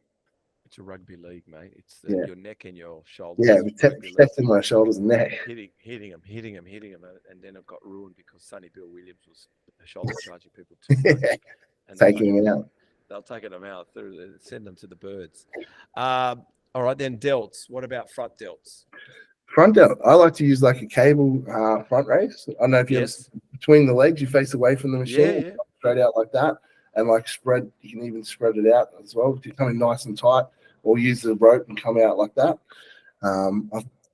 Anything to do with shoulders, whether it's the front delt, lateral, or rear, I'll train higher rep range.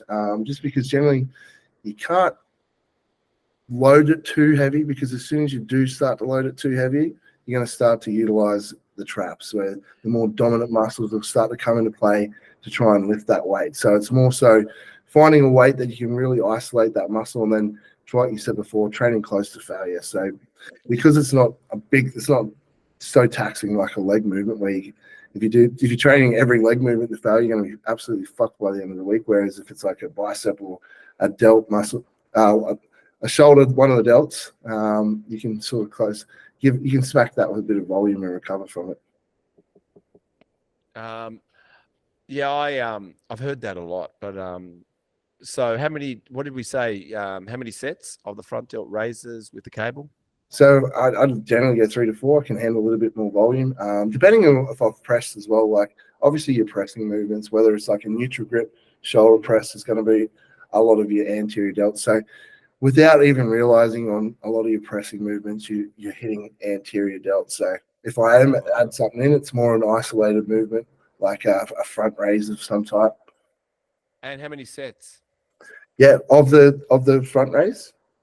Yeah, 3 to 4 sets is usually my staple. 4 sets and 12 to 15 reps. 15 reps, yeah. Okay, that's pretty good.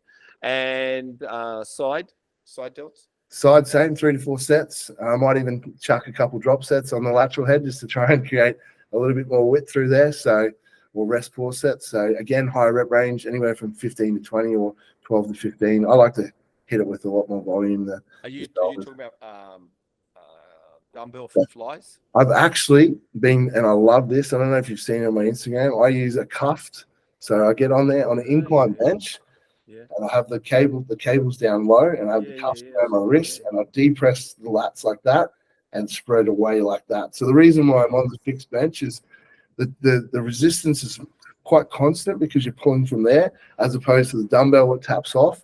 And the dumbbell, you sort of see a lot of guys using momentum as it starts to get heavier, where they're starting to. So where if I can be a little bit more strict with the movement, and I find it just smashes the insertion of the lateral head of the delt. So I'm a big fan. I'd say you go a bit lighter there. You go, what do you do? 15 there as well?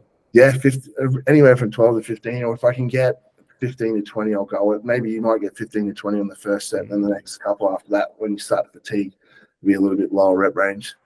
Rear delts? Rear delts would be, I think about, I do generally like the reverse pec deck fly. Hey, like a lot of people I have a really good connection with that. So I like to sit in that and just open up and go like that. That gets me really good. If I wasn't to do that, I would do another really good one is like the seated neutral grip. I don't know if you've seen it, seated neutral grip rear delt row. So so instead of going right back, it's just more of a pump like that, or a slight. Again, it's going to be different from each individual. You might come out more at 45 like that to bring in that rear delt, but it's just slight. Again, not too heavy, but it's slight movements, and you just back like that, pulling down, and just lights up the rear delt. How many sets, reps? If I was to do that, I'd do like 3 sets of like probably 10 to 12, because I can do that a little bit heavier on that row. The machine at sorry, I'm just fixing my screen up again. It just seems to be freezing. What do I press here, Chris? So just this here, and press it again. Okay, because it's freeing up. What I do is the pec deck. Yep. Yeah, I've actually now I've done it before they brought out that machine, the rear delt machine, whatever it's called, the pec deck, whatever it's called. In the old days, because we didn't have that machine, used to sit reverse, so we look like we're pashing the machine, and I'd put my elbows in, and I'd just do it with the elbows. And I've been doing it lately, and I'm like, obviously just like that. And that movement itself, what I find is it takes away all your forearm movements. It's actually just brings, it isolates it.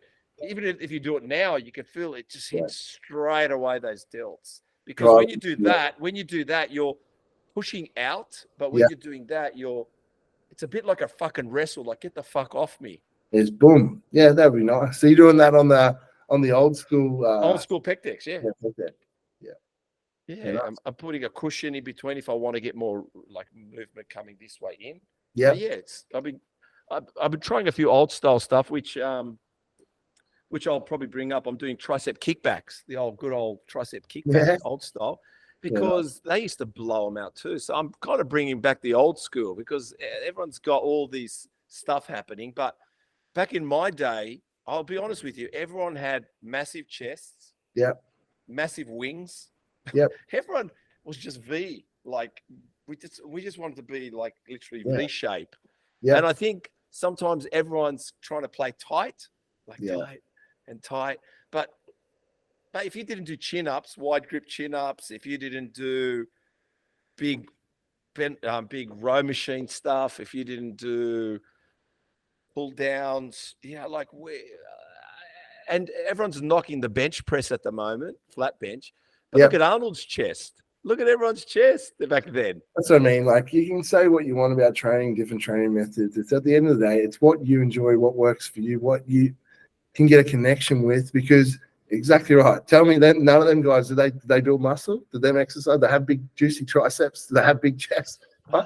They did. It works well for them. And it's like, you can talk about, like, obviously training technique, exercise, executing exercise is really important if you're trying to target the muscle. But look at, I love Branch Warren, but look at Branch Warren's training style. You watch him train, you're like, you look at that going, what the fuck is that? And the guy was a mass monster. So, and he trained fucking hard, heavy, and he'd be throwing it around. I think Jay Cutler's being picked on at times as well for some of his training technique. And how can you argue with the guy? He's one of the biggest. He's an Olympian, like mass monster. So I think, and because, like I said, it's great that we're talking about. I think the other thing, the light bulb that went on in my head was, I don't know about you, but I was like changing routines all the time. Like I'd come in and do, something different with triceps, something different with biceps, something different with chest, but still 4 exercises, 3 sets of 10. Let's just say that. Let's just clear numbers. But then I realized back in the 90s when I trained, you did the same routine for 3 months. Yeah. In other words, if you were doing bench press barbell, you were doing dumbbell incline, you were doing cable right, whatever it is, cable flies, and then you were doing dips. Yeah. That's what you did for fucking 3 months. You didn't change. Yeah. But you had a pad or a pen and you wrote, 50 kilos. Then you wrote, 55 kilos. Yeah. Because you kept coming back to it, you kept trying to do a PB to it. Yeah. I think that's the problem. I think no one realizes, again, I'm no coach, but I think no one realizes personal bests. Because you're changing machines, how do you know how good you were on it? That's exactly right. And that's what we do as well. So at least 6 weeks, stick to the same program for that exact reason. How do you know you're progressing? How do you know you're getting stronger if you're not sticking to the same movement patterns each week? You come back to that same session, that same exercise, and it's lobbed. What did I do last week? It was 50 kilos for 12 reps. Today I'm doing fucking 13. I've got to get one more rep at least. If I can't progress the weight, I'll progress the total volume that I've lifted. Yeah. Oh, it's good to see it. And I think that's what I guess that's what separates the women with the girls. Let's be a little bit woke here for them. Yeah. Let's be woke for the girls, just in case we don't get enough views. Okay, so bicep. So anything in the lengthen range, I really like the unilateral. I don't do the preacher curl machines. Yes. I don't do bilateral because I just don't like the way that it sits with my biomechanics. Yeah. So I'll position myself where I can sit right in it and do like unilateral and smoke them. So easy 4 sets of them, high reps, anywhere from 12 to 15 again. I'll take that right to failure. And then if you want to work. See your point. Yeah. So that'll be lengthen range, work more lengthen to mid range. And then I can do like a high cable, in the cable racks where it's set up nice and high. And then go like that. So then we're working more mid to shorten range. So you can change it up. It takes the delts out of the picture too. You move that movement. What tricep? I said kickbacks. What do you do?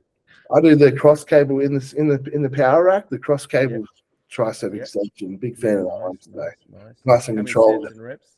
Yeah, 3 to 4 sets reps. I can do a little bit heavier on that, me and tricep movement. So I probably might do anywhere from 10 to 12 reps in that. Chest. I do prefer to dumbbell press over a barbell and just because I can manipulate the arm path to get into a better position. So I love incline dumbbell press. I don't know why. I've always preferred incline over. I'm stronger in that movement, I guess, and then the flat. People are stronger, yeah. So how many sets reps? Yeah, again, I'll probably do a little bit lower volume on that and just be again high intensity. So anywhere from 6 to 10 reps on a press movement like that, or 8 to 10. So because I'll go as heavy as I can for that and push that. And then if I moved into like a fly variation, that's where I'll do a higher rep range where it'd be like 3 to 4 sets at 15 to 20 reps.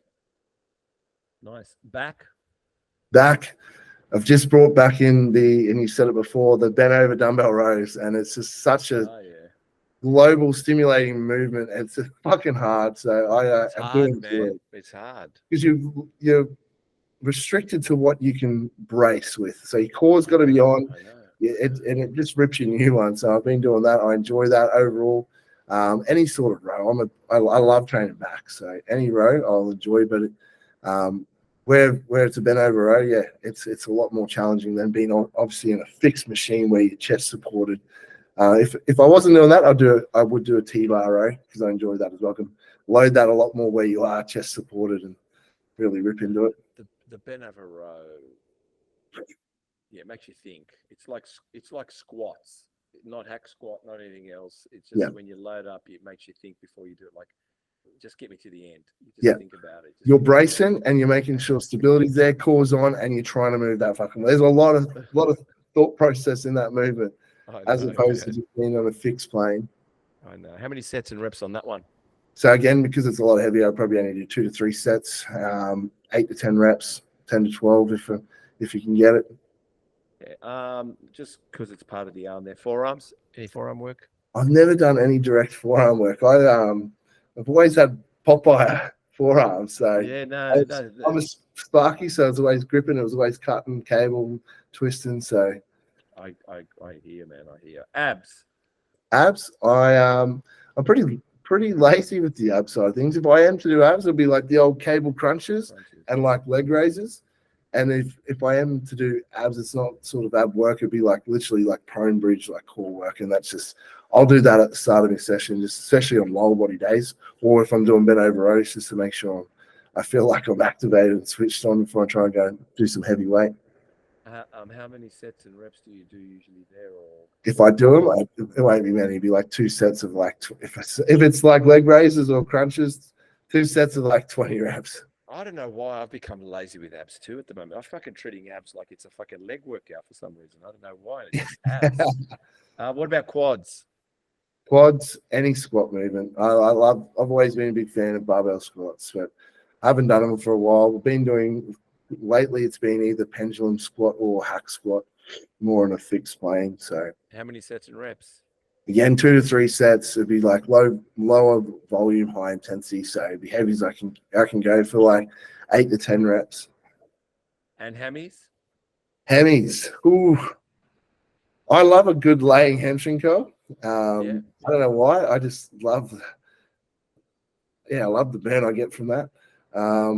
I think RDLs just are just again really hard movements. So I'd prefer to do laying hamstring curl. I don't know, man. I'm not saying that I don't like. I do the RDLs, but Yeah. I feel like the RDLs is like a piece of vegetable that it's on your plate. You're just gonna fucking eat it because you really want to have the other stuff. I feel like the lying leg hamstring curls and the seated curls, Seated's hamstring good too. curls, but also I do like the standing one. If you get the weight right, like there is a bit where you're just not doing it. Oh, Yeah. you're doing it right, but there is a sweet spot if you can find it with the standing one. Yeah. Yeah. How many sets and reps for the lying one? If it's laying hamstring curl, I'll bump it up and go 3 to 4 sets just because it's not going to be as taxing and demanding as an RDL or stiff-legged deadlift. So, and that will be anywhere from 10 to 12 reps. Okay. And glutes? Glutes.